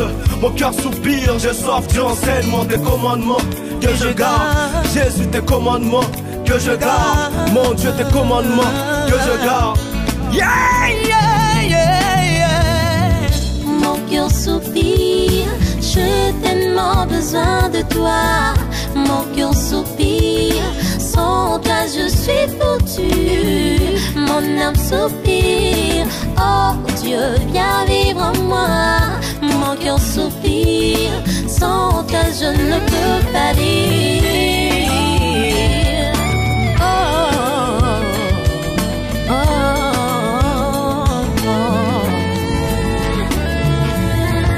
Ma vie est continuellement exposée et je n'oublie pas ta loi. Tes préceptes sont pour toujours mon héritage, car ils sont la joie de mon cœur. Car toutes mes voix sont devant toi et mon cri parvient jusqu'à toi.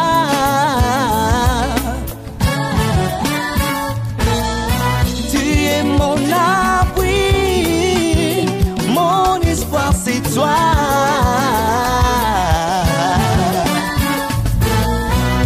Mon cœur soupire, oh Dieu, sois qui n'est sommet ni n'est d'or, sois là et veille sur moi. J'incline mon cœur, je n'ai que toi et ma haut, affermis mon âme pour que je sois sauvé.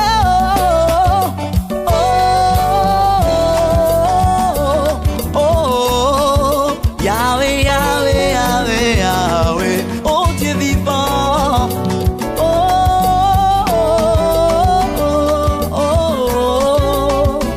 Alors ne me laissez pas, ne m'abandonne pas mon roi. Mon cœur battait pour toi, pour toi. Jésus, mon cœur battait pour toi, Yahweh.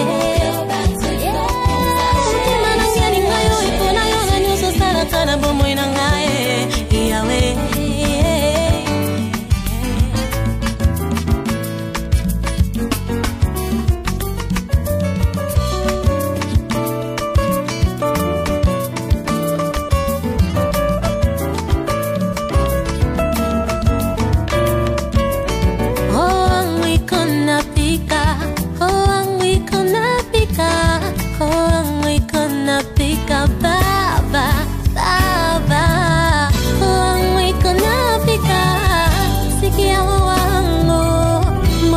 Mtoto yako baba, baba.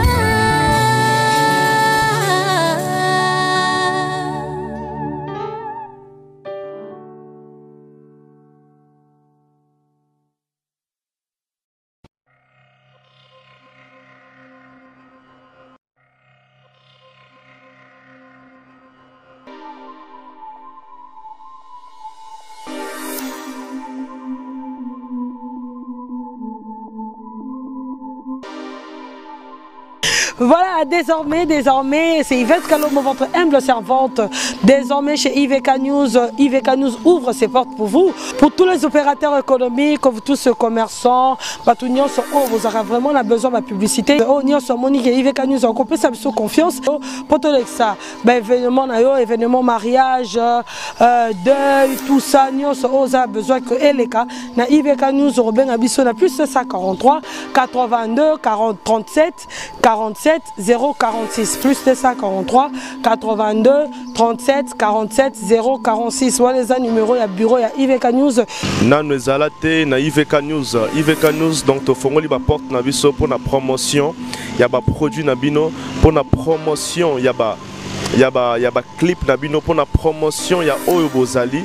Donc c'est maintenant ou jamais. Écrivez-nous, appelez-nous plus 243 82 37 47 046. Toko lobe labino, toko lobe la événement Nabino, toko lobe la clip Nabino, toko ça la promotion.